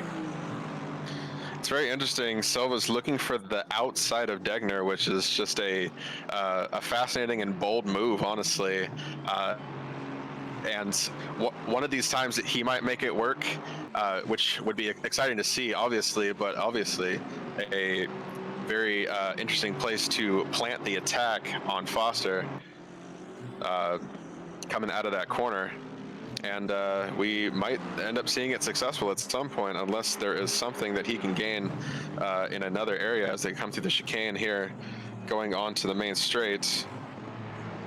Oh, they're taking all of the curves that are there. Well, they say take advantage of as much of the track as you can without obviously setting off the track limit warnings, and that's definitely what they're going to do at the moment. Just a quick switch over to P6 at the moment, as 5th and 6th are currently having a battle. It is Marcus Lawrence in the number 12 Mercedes at the moment, chasing down Shiriello in the 715 Ferrari, the pole-sitting Ferrari. Do you read my mind, Ryan? Because I just wanted to say that you could switch to P6 and P5. So good job on the camera work there. Well, I'm always watching the timing board to make sure that we do try and cover everything. It's not always possible, unfortunately, but yeah, if, like I said, if one of you could keep an eye on that battle for third place, then that would be much appreciated as we watch Lawrence trying to close the gap at the moment to the 715 Ferrari. And you can see the 715 Ferrari losing positions from pole position. That's just gotta be, you just gotta be wondering what is going through that team's head right now. You know, if they're, you know, just maybe just a bunch of small mistakes stacking up as Lawrence is trying to take the inside curve and just not quite making it, but he's gonna stay on him as they enter the spoon. This might be a very dangerous pass here. Very high speed, very close. Gonna have the inside line though, and that's the line that's going to matter a lot as he comes into spin. The Ferrari goes wide. Not sure if there was contact there. We have a Nissan off on the grass, but the Mercedes number 12 does get the pass done. Ceriello definitely wasn't happy with that because he flashed his lights at Lawrence. But I personally didn't see any contact, but of course the stewards would need to have a look at that as well, just with a bit more time with the replays. Yeah, I didn't see any contact on there, and obviously looking at the highlights board for any incidents, I don't see it listed on there that car 12 or car 715 have been involved in an incident, so I don't think there was any contact there, so very, very close, but like you said, Chirillo not very happy at all. Maybe not expecting Lawrence to try and force a way through at Spoon, but obviously he was side by side and he was on the inside line, so he's got every right to be there. And yeah, Marcus Lawrence now moves up into 5th place, and that means our pole sitter is now down in 6th.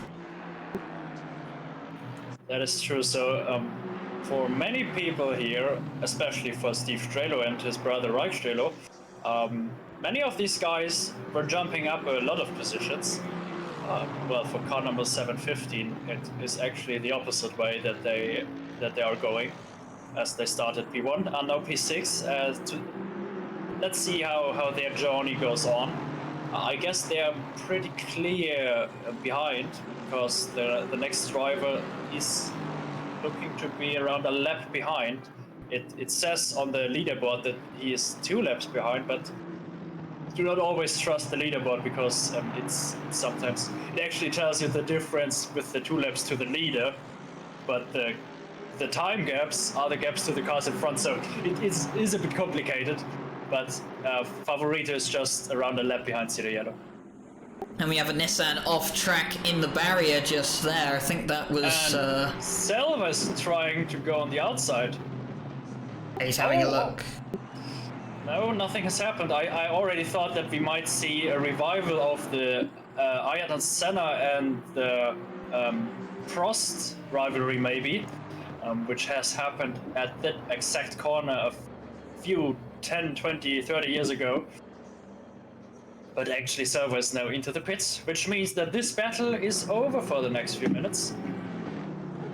Yes, it is, and that means that we can direct our attention to one of the closer battles going on at the moment, which we were watching actually earlier, and an overtake has actually been done off camera. The 111 Aston Martin was behind the 71 Audi, and he has got past the 71 Audi now, so the 111 Aston Martin has moved up to second in Pro-Am, so doing well there at the moment.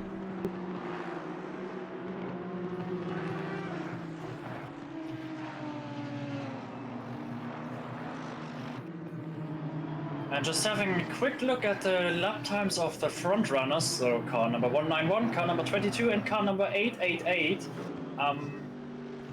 All of them seem to be a little bit slower now.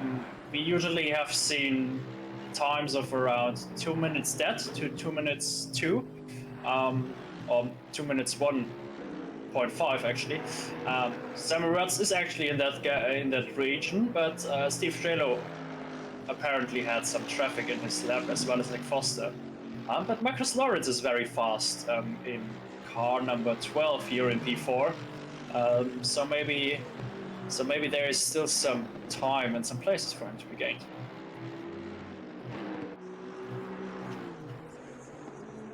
Yeah, definitely, as we're just looking at Samuel Ratz at the moment in the 191 Racing Line Motorsport Mercedes. Has to be said, this car has, well, it's been rather flawless today so far for the 191 Mercedes, as Don't jinx it. We are coming up to 300 laps in a few laps' time. And, of course, an hour 52 minutes left of this race. Don't already jinx it, Ryan. We still have an hour and 52 minutes to go, so that's almost as long as our endurance season races will be, and it is definitely longer than most of the races in season 2. And as we covered the broadcast for the Porsche Cup season, we know what can happen in the last 20 minutes of a race. So maybe we should wait until the last 20 minutes of the race before we jinx anything for the drivers.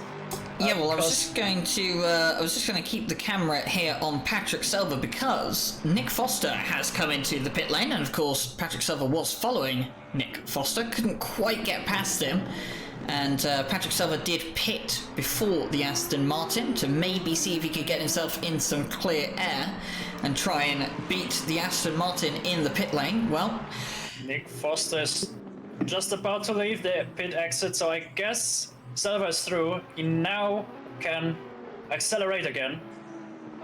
And where's Silva? Yeah, Patrick Silva is through turn 1, so that means that it is actually David Perel in the 888 Aston Martin now. So Patrick Silva pitting early has gained him a place, so he's beat the 888 in the pit stops. And that's exactly what Patrick Silva would want to see. Yeah, I wonder if that was due to them taking maybe a little bit less fuel for their stint, maybe not taking tires, but I don't think that they didn't take new tires. I actually think they maybe didn't put that much fuel into their car, or maybe they just gained the time while not being stuck behind another car. 5.7 seconds is the gap between those two cars now, so obviously Patrick Silva has gained 5.7 seconds somewhere on the 888 Aston Martin, and it could have been that he gained that time in the couple of laps between between Nick Foster and Patrick Silva pitting. But Yeah, looking quite interesting here, but Jake Boswell, the man who is liaising between the stewards and the comm box today, has got some news for us. Yes, I have indeed. As I might have mentioned earlier, that things might start to heat up again towards the end, and it looks like they are starting to keep us busy again in the stewards box. Got a 3 for you here. We've got a drive through. It was a short while ago for kind of a 715 for a takeout on the 777. And then we have 2 quite large penalties. One stop and go 30 seconds for the car number 33 for taking out car number 12, and that they have been giving a final warning to the other team members so that they know that any other incidents involving them will result in a disqualification for multiple incidents now and multiple penalties. And likewise, exactly the same for car number 196, stop and go 30 seconds, taking out car 25, and also they are also on their last warnings, and they have been told, so they know to expect disqualification if there's any further incidents. Someone is in the chat actually asking what was the stop and go penalty for car number 33-4. It was a takeout on car number 12. Yeah, and there was also some reports from RS team, for example, from the Kunos team, and also from several other teams that thought that they were not obliged to the blue flags at all. So they blocked the other drivers. So I guess that's also something. Yeah, I believe they took out the P2 driver in turn 1, if I remember correctly, and it was quite a unnecessary contact, being that they were that many positions laps down. They weren't fighting anyone for position, and it was quite a careless takeout on, you know, a guy that's on the podium position right now, when there was no need for it at all, and they had been previously penaltied quite hard already for some very silly mistakes. So yeah, they're having the book thrown at them, and quite rightly so. All right, I see. So thank you for telling us that, Jack. I hope that we don't hear anything more from you, but I suppose as Well, you've said it now, haven't you, Fabian? He means that in the nicest way possible. Thanks, guys. See you soon. See ya. Alright, well, our man Jake Boswell giving us the up-to-date news. So there you go, that's the reason for the penalties that were given out to cars 715, 33 and 196.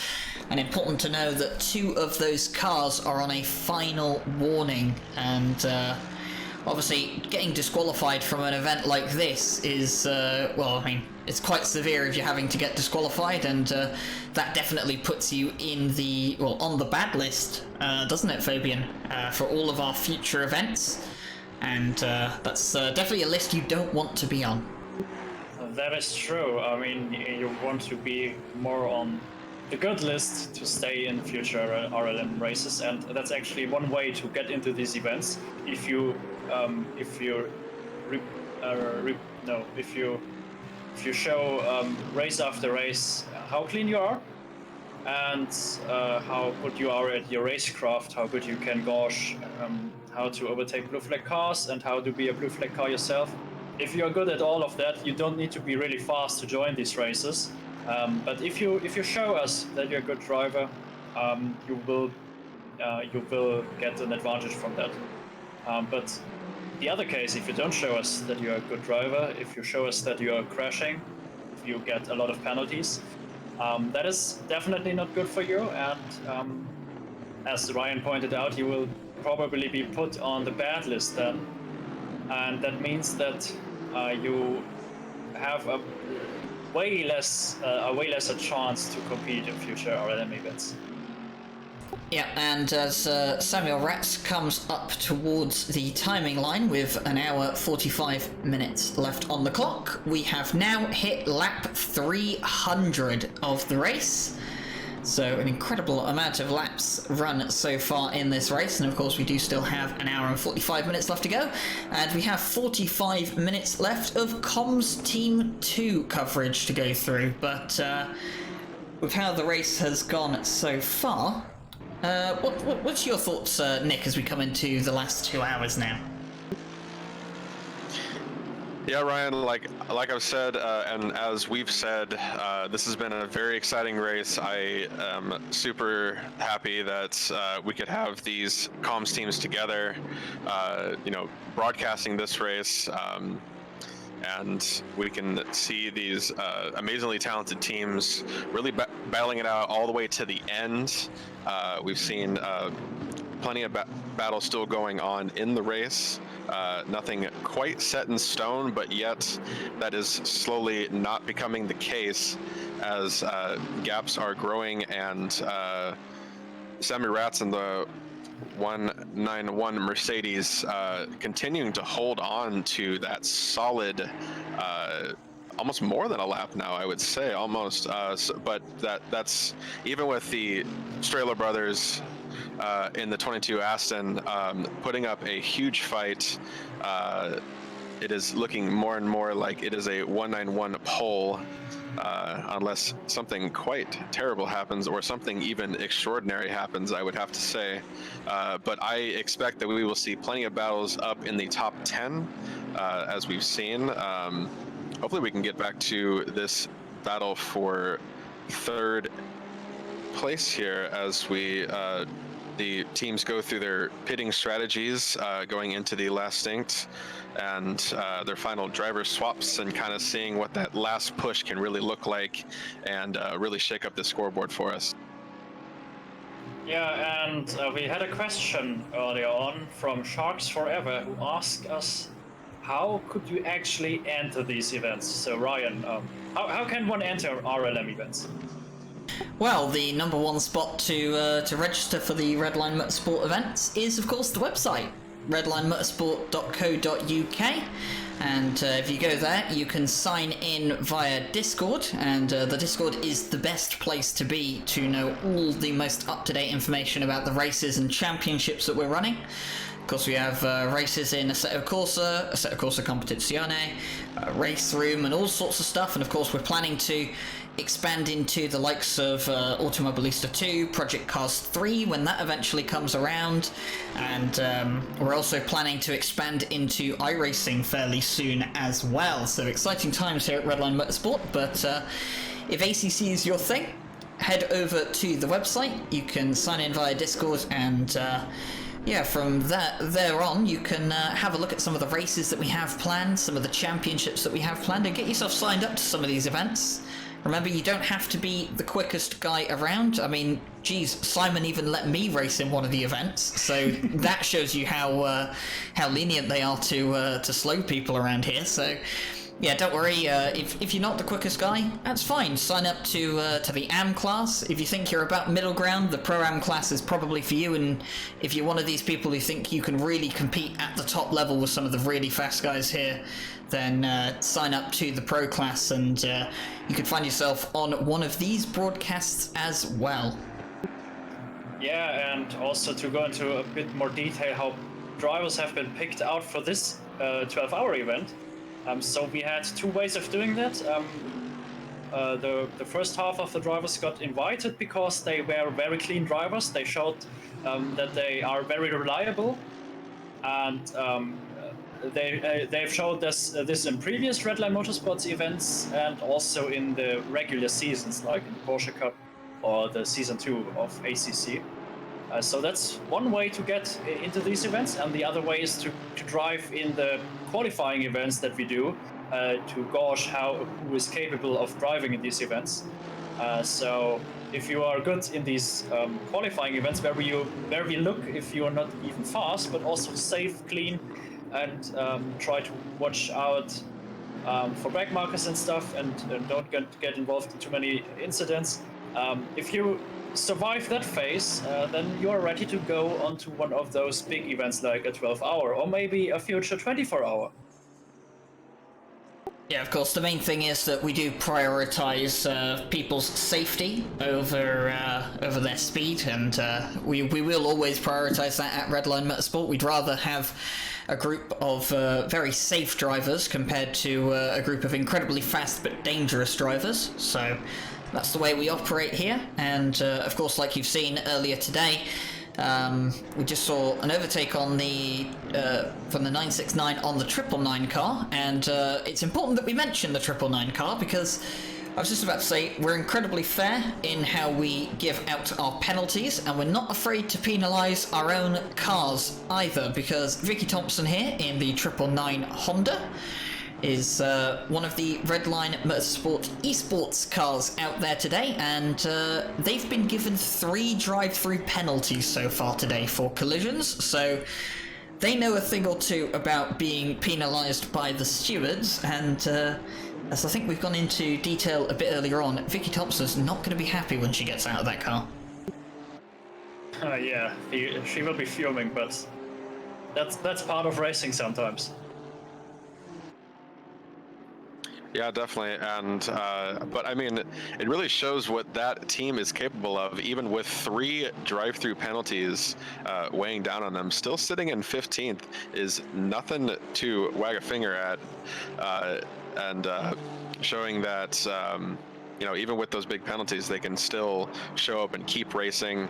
And something we were talking about earlier a little bit was, you know, maintaining that professionalism. You know, finishing the race is extremely important. You know, riding it out to the end, no matter what happens out on the track. Just shows the level of professionalism that an RLM race can be for you, our viewers, and us in the booth. Yeah, of course, it's not beneficial for anyone if you know, someone thinks they're not doing well in a 12-hour race and they decide to leave. You know, if you have that kind of mentality spread around all 50 drivers, you'll get to the end of the 12-hour race, you'll be lucky to have a top 10. And you know, that's the kind of thing. You know, you sign up to these races, you're in it for the long haul. You know, sometimes accidents happen, you get taken out by someone else, you've got damage, you know. It happens, it's part of racing sometimes, and you know, as much as it'll disappoint you, you've got to keep going, because the reality of the situation is that everyone's put a lot of time and effort into preparing for these races, and good or bad, they want to see the end of it, and in a sense, that is part of the challenge of a 12-hour race, is getting to the end in itself is an accomplishment. And currently it looks like that we will see 43 or maybe 42 finishers in this race, as kind of a P40 through with Mike Jones is 204 laps down, and as we've only seen 304 laps so far, that means that they have only been doing 100 laps, but they still keep on going, and that's important about endurance events. That you just keep on giving and try to do it until the end, because if anyone would leave the server after an hour when they see that they can't win the race anymore, we would basically be only left with around 10 cars, and that would be pretty boring to look at.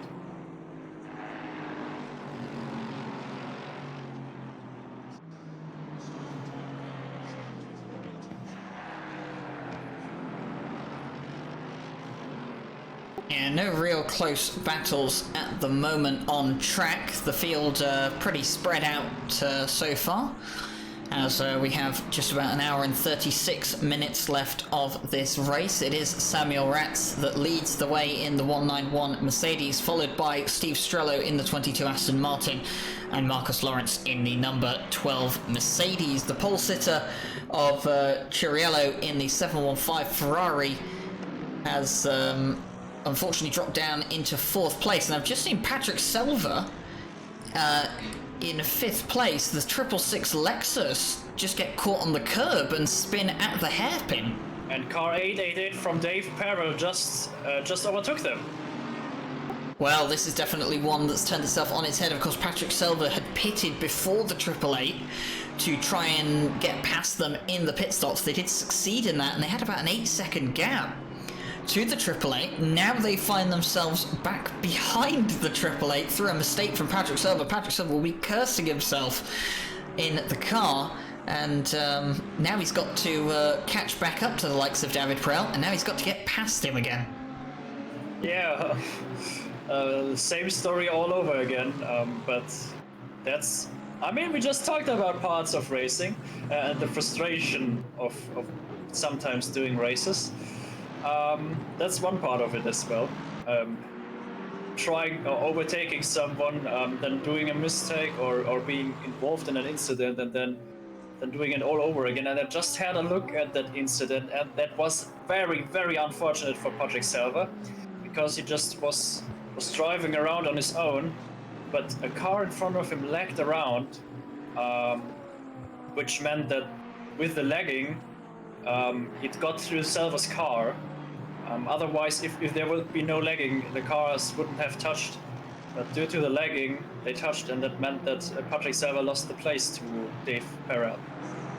Oh, that is an incredible shame, unfortunately. Obviously, technical difficulties with another car obviously playing a part here. Never like to see it, but unfortunately, there's not much Patrick Selva can do about it. He's just got to keep going for now. 1.7 seconds behind David Perel. And he's just going to have to keep his head up and keep going for now and hope that this doesn't impact his race too much come the end. But as I did say, that we didn't really have any gaps, or no one was really close to each other for a move at the moment. I can actually show you that Martin Schumacher, right on the back of Bastian De Silva at the moment for 20th place. And this would be 5th in the Pro-Am class. Yeah, we've seen Martin Schumacher a few times. I mean, I always read Michael Schumacher the first time, but it is not Michael Schumacher, but a very fast Martin Schumacher in his class. And I mean, you could really think that it's Michael Schumacher because he was also sitting in a Mercedes at the end of his career. But yeah, Martin Schumacher is just trying to find his way around De Silva in car number 894 in the Audi. And to tell you something about the Audi maybe in comparison to the Mercedes. So the Mercedes has a very good top speed and I think also very good acceleration. And it's a front engine car, which means that it can be sometimes a little bit sluggish to drive around because the weight on the front makes movements a bit slower. The Audi, on the other hand, has also a very good top speed. It has a very, very efficient rear wing, which means that it can produce a very good top speed. But it's a middle engine car, which means that it's a little bit more agile, which helps a lot on slow and middle speed corners. But on the fast hand corners, that gets a bit more harder, as we just see a mistake from the Silva, which means that Martin Schumacher could get through. Sometimes it's that easy. Yeah, sometimes it's that easy and sometimes it really isn't. That could have been quite a moment there for Martin Schumacher, of course, if he wasn't very quick on his reactions to the mistake from the 894 Audi. He could have very well gone into the back of him. So good reactions there from Martin Schumacher, and it has gained him a place as a result, and he is now 5th in the Pro-Am class. Yeah, and a battle that will show up in a few laps probably is the one between the broadcaster is very awake today, is between Patrick Selva and David Perel. Well, we already told you that Patrick Selva sadly had a very unfortunate mistake, not a mistake from his own, but the lagging car that caught him off guard and crashed him out a bit. It was, I don't think that it was a lot of damage, but it meant that he lost the place to Dave Perel again. But now he can prove everyone how fast of a driver Patrick Selva is, because overtaking a real driver in a sim racing game is always to be proud about, I think. And well, let's see if he can pull it off. I mean, I guess David Perel knows some tricks to defend himself from attacking drivers. So let's see how he will do. Before David Perel took over the car, Patrick Selva had a hard time passing Perel's teammate. That's why he overtook him in the pits. But maybe Perel's a different driver, and maybe it's a bit easier to overtake. Who knows? Yeah, and here we're seeing what has become a common sight in this 12-hour-long race. Patrick Silva got his eyes set on a target. It is the next position to take it back from David Pearl after his pretty devastating spin out in the hairpin a few laps back. But he has closed the gap, and I think we are about to see a very tight fight for position 5 here, as David Pearl is going to kind of get away from a little bit there going into Spoon, but Silva is not going to give up, as we have seen from previous fights during this race, and he is obviously not going to let up, and he definitely wants 5th back at least. Yeah, that's his goal, of course. I mean, we've seen battles between Lexus and Aston Martin before, and we see that both cars should actually be pretty stable. Actually, the Lexus was my choice of car for the first season, which was still called the Wednesday season or Wednesday Championship. The Lexus was my choice there, and I was quite happy with it. Then I've chosen the Audi, which I regretted after a few races, and now I am in the Aston as well. So that could be quite interesting then. And Silva is now on his tail. Let's see. Usually, the Aston should probably a bit better in the snaily bits there in the S curves. But he's actually not losing that much time, Patrick Silva. He's still very much behind Dave Perel. And now wanting to show him in Dave Perel's mirrors.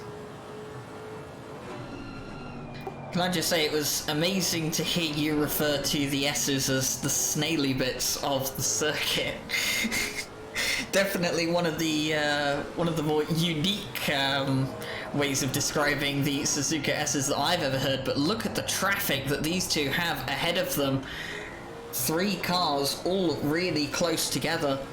And this is going to cause David Perel some issues at the moment. He's not going to be too happy with 3 cars in front of him. Of course, all of these cars will be blue flagged. But of course, if some of them might just be jostling for position, they're not going to be too keen on moving out of the way. And we're going to be seeing a little bit of cat and mouse from Silva, hoping that David Pearl gets caught up in that traffic, coming down to 130R, flashing his lights again, saying, no, that is my position. I want it. I don't care if there's traffic in front of you. He's going to attempt the overtake, as we've seen before, as they're going to get lost in traffic coming into the chicane. This is going to get a little messy, possibly, going onto the main straight here. And seeing if these blue flagged cars are going to get out of their way. This is the opportunity that David Perel was probably looking for to get out of this sticky situation, and is going to pull away from Silva just a little bit on the main straight going into the S curves, or as expertly called, the snaily bits. The traffic cleared up pretty quickly for them. Yeah, but they still have 1 car to lap, which is a Lexus. So maybe one Lexus tries to help the other Lexus. I guess they are not really teammates. But maybe the Lexus drivers have some sympathy for each other. I'm sure the head of Lexus is on the phone at the moment to to tell that car to make sure it can become as wide as possible for that Aston Martin behind it. But of course, this is going to fall back into Patrick Silva's hands. The longer that David Perel stays behind this lapped car, the more it does start to fall towards Patrick Silva. And as we come towards the hairpin now, David Perel seems to be on the inside of the lap car. The lap Lexus does move out of the way for David Perel, but he's going to slot in to the middle of these 2 cars. Patrick Silva flashing his lights. He's not too happy about this. He's going to want to get past. But that was a good job, I would say, for car number 253 that led them through. Maybe he took a bit long there for Dave Perel. He was probably fuming there under his helmet. Well, I don't think that he's actually racing with a helmet right now, but he's probably fuming because he lost a bit of time there to Patrick Silva. So one could say that one Lexus helped out the other.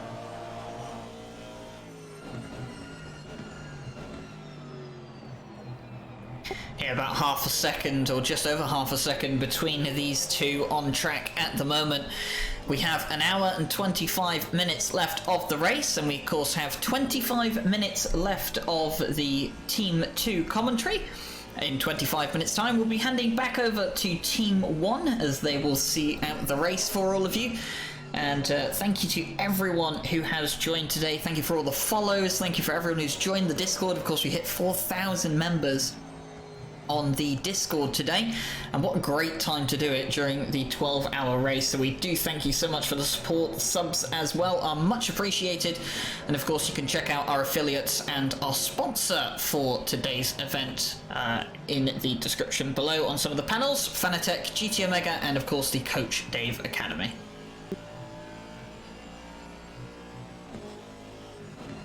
And as we are getting closer to the final hour of this 12-hour race, it is seeming from the podium positions currently, Samuel Ratz in the 191 Mercedes has just stayed consistent with that about, ranging from a minute 30 to about 2-minute lead over the Strehler brothers in the 22 Aston Martin. Marcus Lawrence in third place currently, holding on to about a lap behind Strello. So that is seeming like the bigger gaps in the race currently in the top 10.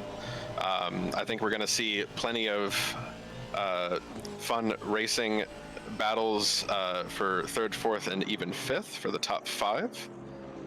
But it is seeming more and more like the podium positions are getting their predetermined names signed onto their positions. But as I always say, there is a lot of time left in this race. A lot can happen. And we will just have to see what happens here as we continue to watch Selva and David Pearl go at it, clearing through all the traffic. David Pearl holding that distance ahead of Selva as they're going into T1 here. And I think this is just gonna be something that Selva holds on to. He's not gonna give this up as we are seeing slightly less and less back and forth fights here. But I think this is going to stay consistent probably until the end of the race. Yeah, and we have another driver ready for an interview. Well, it's actually someone that we already interviewed. It's Johannes Wiese from Team PCF. So hello back again, Johannes. Hello. Thanks for having me again. Yeah, sure. So I currently see you in P18 there. Your teammate Schwarz driving there. So how did the race went for you since our last meeting? Yeah, so we actually had it all planned out, but we had a small malfunction on the technical side, so we had to cut one of the stints short. So we're currently. So what happened? Yeah, typical VR problems. Like we had some frame drops and it was really bad. So our third driver, Steffen Schlett, had to actually cut short his stint. So we are now running short on our stint time. Yeah, so it's getting hot now. We'll see. Ah, I see. So you probably run out of stint time then in the end. No, we are actually yeah, exactly. We are running out of stint time, like 10 minutes or something like that. But I think we're still in for a good race, and actually we managed the tires really well because we didn't do double stints like Aris, for example. So we had a great fight with him. It was absolutely amazing. And they went just for a splash and dash, but we actually changed the tires and used the old tires in another stint. So they are way better, and actually we can change pressures there. And the few seconds you actually gain by not changing the tires, you actually regain by being so much faster on track. So you're currently P4. Well, actually, now that Gergo Panka from Kuno's Dev's team went into the pits, now you're P3 for your Pro AM class. Do you think that you maybe can get P2, P1 as well? I don't think so. I mean, it depends if the others have to pit 2 times or just 1 time now. So we have to pit 1 more time. And if the others are good from this point on, we won't make up any places. But if they don't, we may actually be able to gain more. So we'll see. I see. Okay. I think a question that I didn't ask you in the first interview that we had was how your team actually was being founded. So is it a team that was just being founded because of this event, or do you exist longer? Yeah, so this team was basically formed because of this event, but the background is that we have our own forum as well, and we actually are racing in P cars and Assetto Corsa at the moment. And so we thought it would be great to actually do a longer endurance race instead of the 2-hour or 3-hour races we are doing. And yeah, we found 3 or 4 drivers in this case that were actually willing to participate, and it turned out great. So how did you find your teammates? Well, I and Sebastian, we pretty much were in from the get-go when we read there's a 12-hour Suzuka race, because Sebastian's favorite track is Suzuka, and we are a team for a quite long time, so not only in Assetto Corsa but also in P cars or in other sims, so that was quite easy. And then Heiko is a very fast driver in our forum, and Hood is a good friend and also very fast, so we thought, yeah, it would be great, and worked out just like that. Ah, cool. So I guess your team name, which is called Team PCF, has something to do with Project Cars then?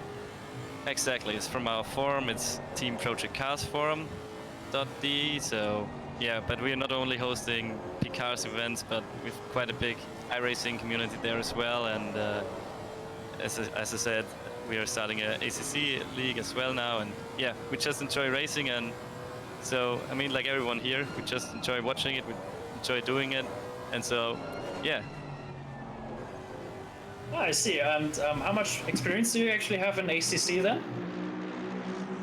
I think I have around 200 or 300 hours, but I have like loads in AC1, and Sebastian has probably the most hours in ACC, I think around 300 or 400 now. And I mean, it's all about practice. You can get so much quicker so easily by just doing laps and laps and laps, and I still need a bit of practice to get on with the big guys, but especially Sebastian is like really, really quick around here, especially. Like, how quick would you say? Who would he compare, or which team would he compare with very well? At some point when he was doing his fast stint on the new tires, he was actually the fastest guy on track. He was doing 206s, 204s, something like that. So 206. 0.6. Yeah, 006, and that's... Oh, that's very fast. Yeah, that he was like the fastest man on track on that point. But you know, it's a team effort, and we had quite a few incidents, but still, you have to like manage the overtakes. You have to manage the lap cars, even though there were some quite scary moments with some GTRs and stuff like that, as you surely have seen. But yeah, you have to do it. You have to manage it, and then it all turns out quite nicely, I think. And if I have understood correctly, it's your first event that is that long. For me personally, yes. For Stefan, not, because he's like, could say, a little bit more accomplished in the iRacing endurance events. Yeah, but yes, for me and the rest of the guys, it's the first event that's longer than 2 or 3 hours. So we really enjoy it. It's great. Yeah, so you will probably learn a lot from this race today, and probably even in future events that you will take part in Redline Motorsport.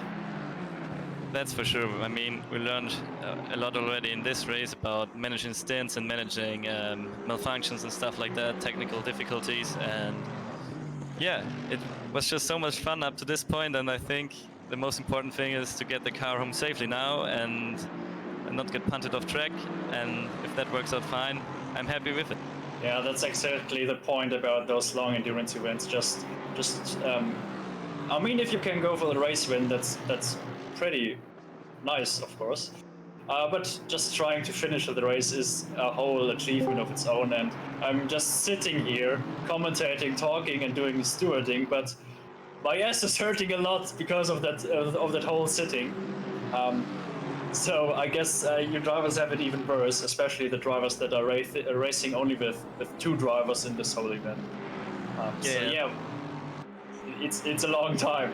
And what would you say is the most important thing that you learned about race organization or the whole race ACC maybe in this event today?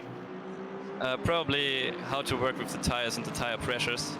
I mean, we've done a lot of testing. We really did lots and lots of hours trying to get the tire wear correct, and we figured out when the tires will actually flat spot, when they will burst. So because I'm and the other guys are still pretty new to ACC, I mean, I've had it from the early access phase, but still we didn't really train that much. And so that's the thing, probably the most important thing we learned, how to work the tires, how to get the most out of them, and when they reach their breaking point, I guess. I see, yeah. So have good luck for the reminder of the race. I mean, now that you probably do not, or that you probably exceed the stint limit times because one of your mates can't race anymore, or you had to put a stint forward. That is, of course, very unfortunate, but it's a good effort still from you that you still try to end this race, even if not for a class win. But that's good effort, and that's what makes endurance races so amazing. So thank you for joining this event. We will probably see you in future events then. Yeah, thank you very much. I hope so. It was great fun up to this point. I will drive the last stint probably. We will see. Thank you very much, guys. Yeah, have fun on the last stint then. Yeah, thanks. We'll see. All right, goodbye. Bye. And as you were just conducting the end of that interview there, Fabian, you might have just seen that David Perel went wide coming into Spoon, and Yes! that has allowed Patrick Silva to go past. So Patrick Silva, who lost the position through a mistake, or not really through a mistake, so an unfortunate technical difficulty, has now regained the place through a mistake from David Perel. Yeah, I mean, that's one way to overtake someone else. And Patrick now- just went into the pit. And now he fits into the pit lane, so yeah, maybe that was the plan all along, to go into the pit lane this lap, and it just so happened that David Perel made the mistake this lap, but Patrick Silva into the pit lane, and judging by the amount of time that we have left of the race, this should be the last time that this car comes into the pit lane. Probably, Absolutely. yeah. I mean, the longest stint that they could go is 73 minutes, so they could totally put it off now. Yes, definitely. And you just got to think that maybe Patrick Silva saw that as an opportunity, knew that he was coming in to pit for the last distinct pit change here, and to go solid into the last 73 minutes of the race. And just to hold on to that position for just one moment is probably just going to be enough to keep the 666 Lexus spirit in the race, to stay in the top 5 and continue this battle later into the final hour with David Perel.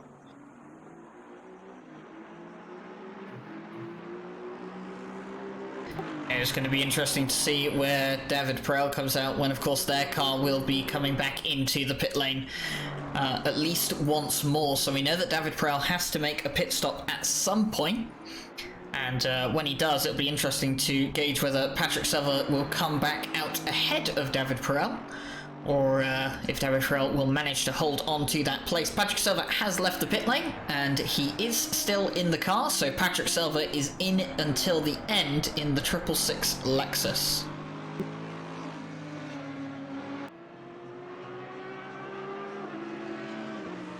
I wonder when David Perel is coming in for his final stop, but it wasn't that long ago when they pitted the last time, I think. We'll just quickly check the replays. Well, they pitted after Patrick Silva. I think it was about 2 or 3 laps after Patrick Silva did, so I wouldn't be surprised if David Perel comes in within the next couple of laps. Oh yeah, you're true. They pitted in lap 295, which is already a long time ago. So maybe the next, I guess they will be coming in the next 10 minutes. Yeah, and speaking of the next 10 minutes, it of course is just over 10 minutes until we hand over to Team 1. So of course with 10 minutes left of commentary for Team 2. Fabian, I will ask you, what has been your highlight of the stream so far in the 5.5 hours of commentary that we've done so far? So in the whole race, that would probably Steve Strelo storming his way up to P2. I mean, we've caught 2 of his overtakes that were against P4 and previous P2 and previous P3 on places that we didn't think of having to see overtakes. So it would probably be Steve Strelo's run. All right, and what about you, Nick? What's been your highlight of the race so far today? Yeah, I have to say, just watching all of these racers battling for these positions. I mean, seeing the epic rock climb that was the Strelo brothers going up into second place and just solidifying that. We'll see.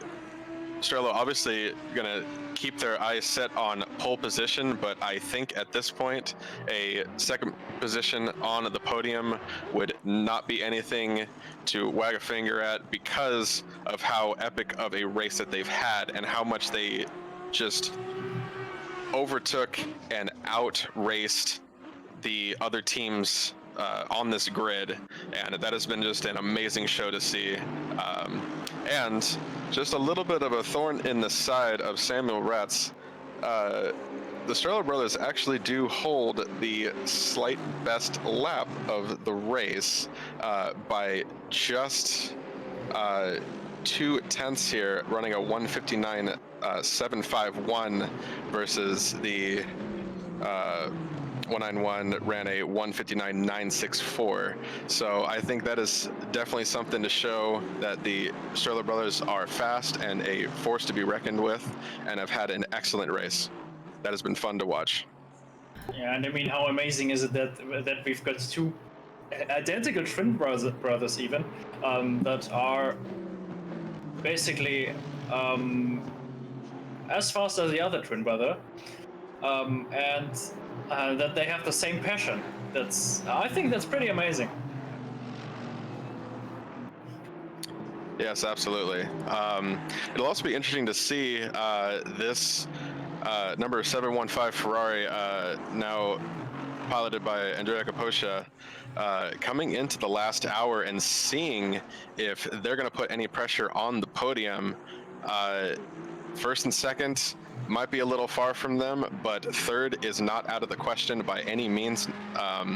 And it'll be interesting to see how much of a fire is going to be lit underneath them to reclaim some of the positions that they lost, unfortunately, in this last few hours, having to deal with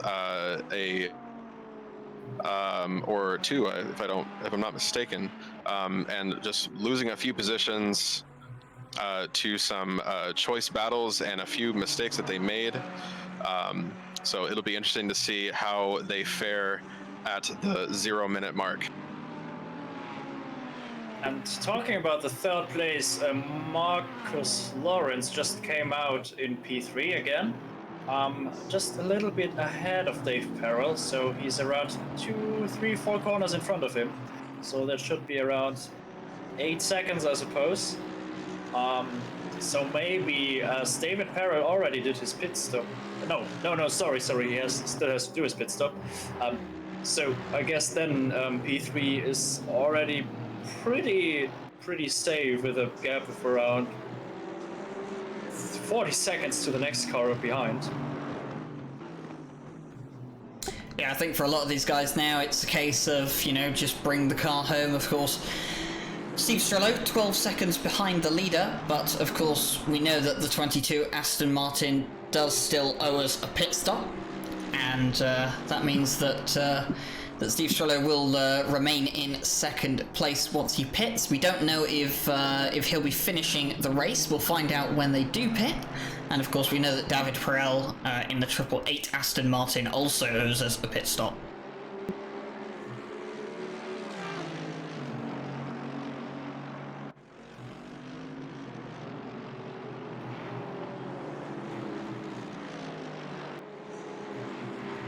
So let's see, do we actually have any battles going on? There is a three-way battle for P19 with one car having got a stop and go 30 seconds penalty.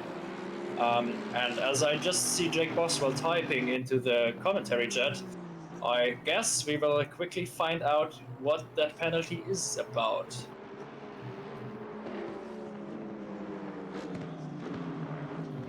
Yes, and for our Pro-Am and Am brackets for this race, we have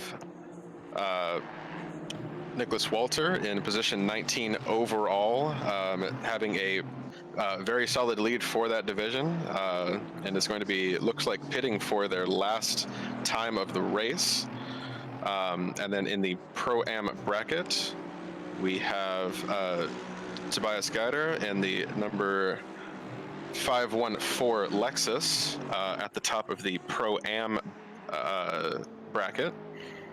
And yeah, I mean, what's great about this is with so many cars on the track, we've seen battles all the way up and down the scorecard there. And I think we're going to see a lot of excitement in the last hour as commentary team 2 is going to be wrapping up in the next 3.5 minutes or so.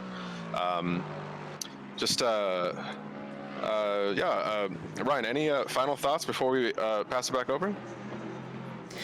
Well, some of the final thoughts is that, for one, this has been an absolute pleasure to commentate on this race today. I came to Redline Motorsport 6 months ago with the intention to race in ACC. I ended up a commentator, and I've never looked back on the decision, and looking at it now 6 months later, I definitely don't look back on the decision. It's been an absolute joy to watch some amazing drivers do laps around this circuit, and some incredible overtakes and racing that we've had here today.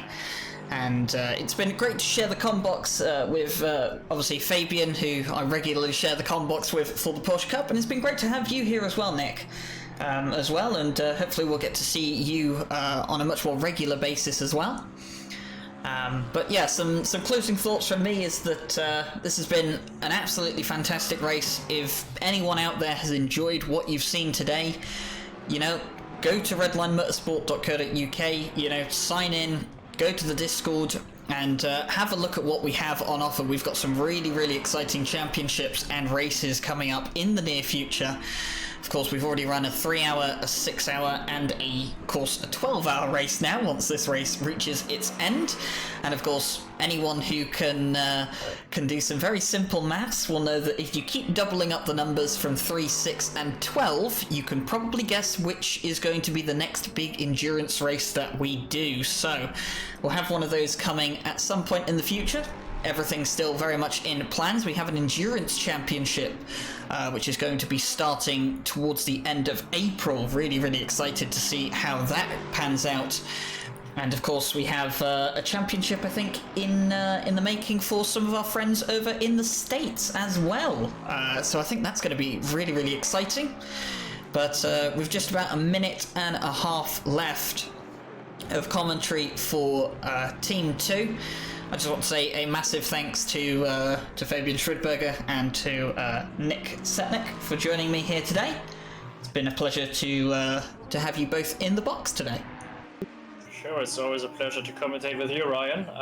And just before we end our team's part, I want to say that Racing Line Motorsport car number 191 doesn't want to relax. I mean, they have a gap of around 1 lap in front of car number 22, which is one of the Lappen Party teams. And Kevin Ziclari just did the fastest lap of the race with a 1 minute 59.5. He doesn't want to relax. He wants to push. Well, there you go. And I think we're going to see that going into the final hour here, as we are saying our last words before we pass it on to commentator box 1. It has been a blast and an honor to be here in the box with Ryan and Fabian, and I think we're going to strap in for a final hour of some epic racing here at Suzuka. Yeah, so thank you very much for joining Comms Team 2 here today at the Suzuka 12 hour, and we will now hand you back over to Comms Team 1 of Simon, Jesse and George to round out the race.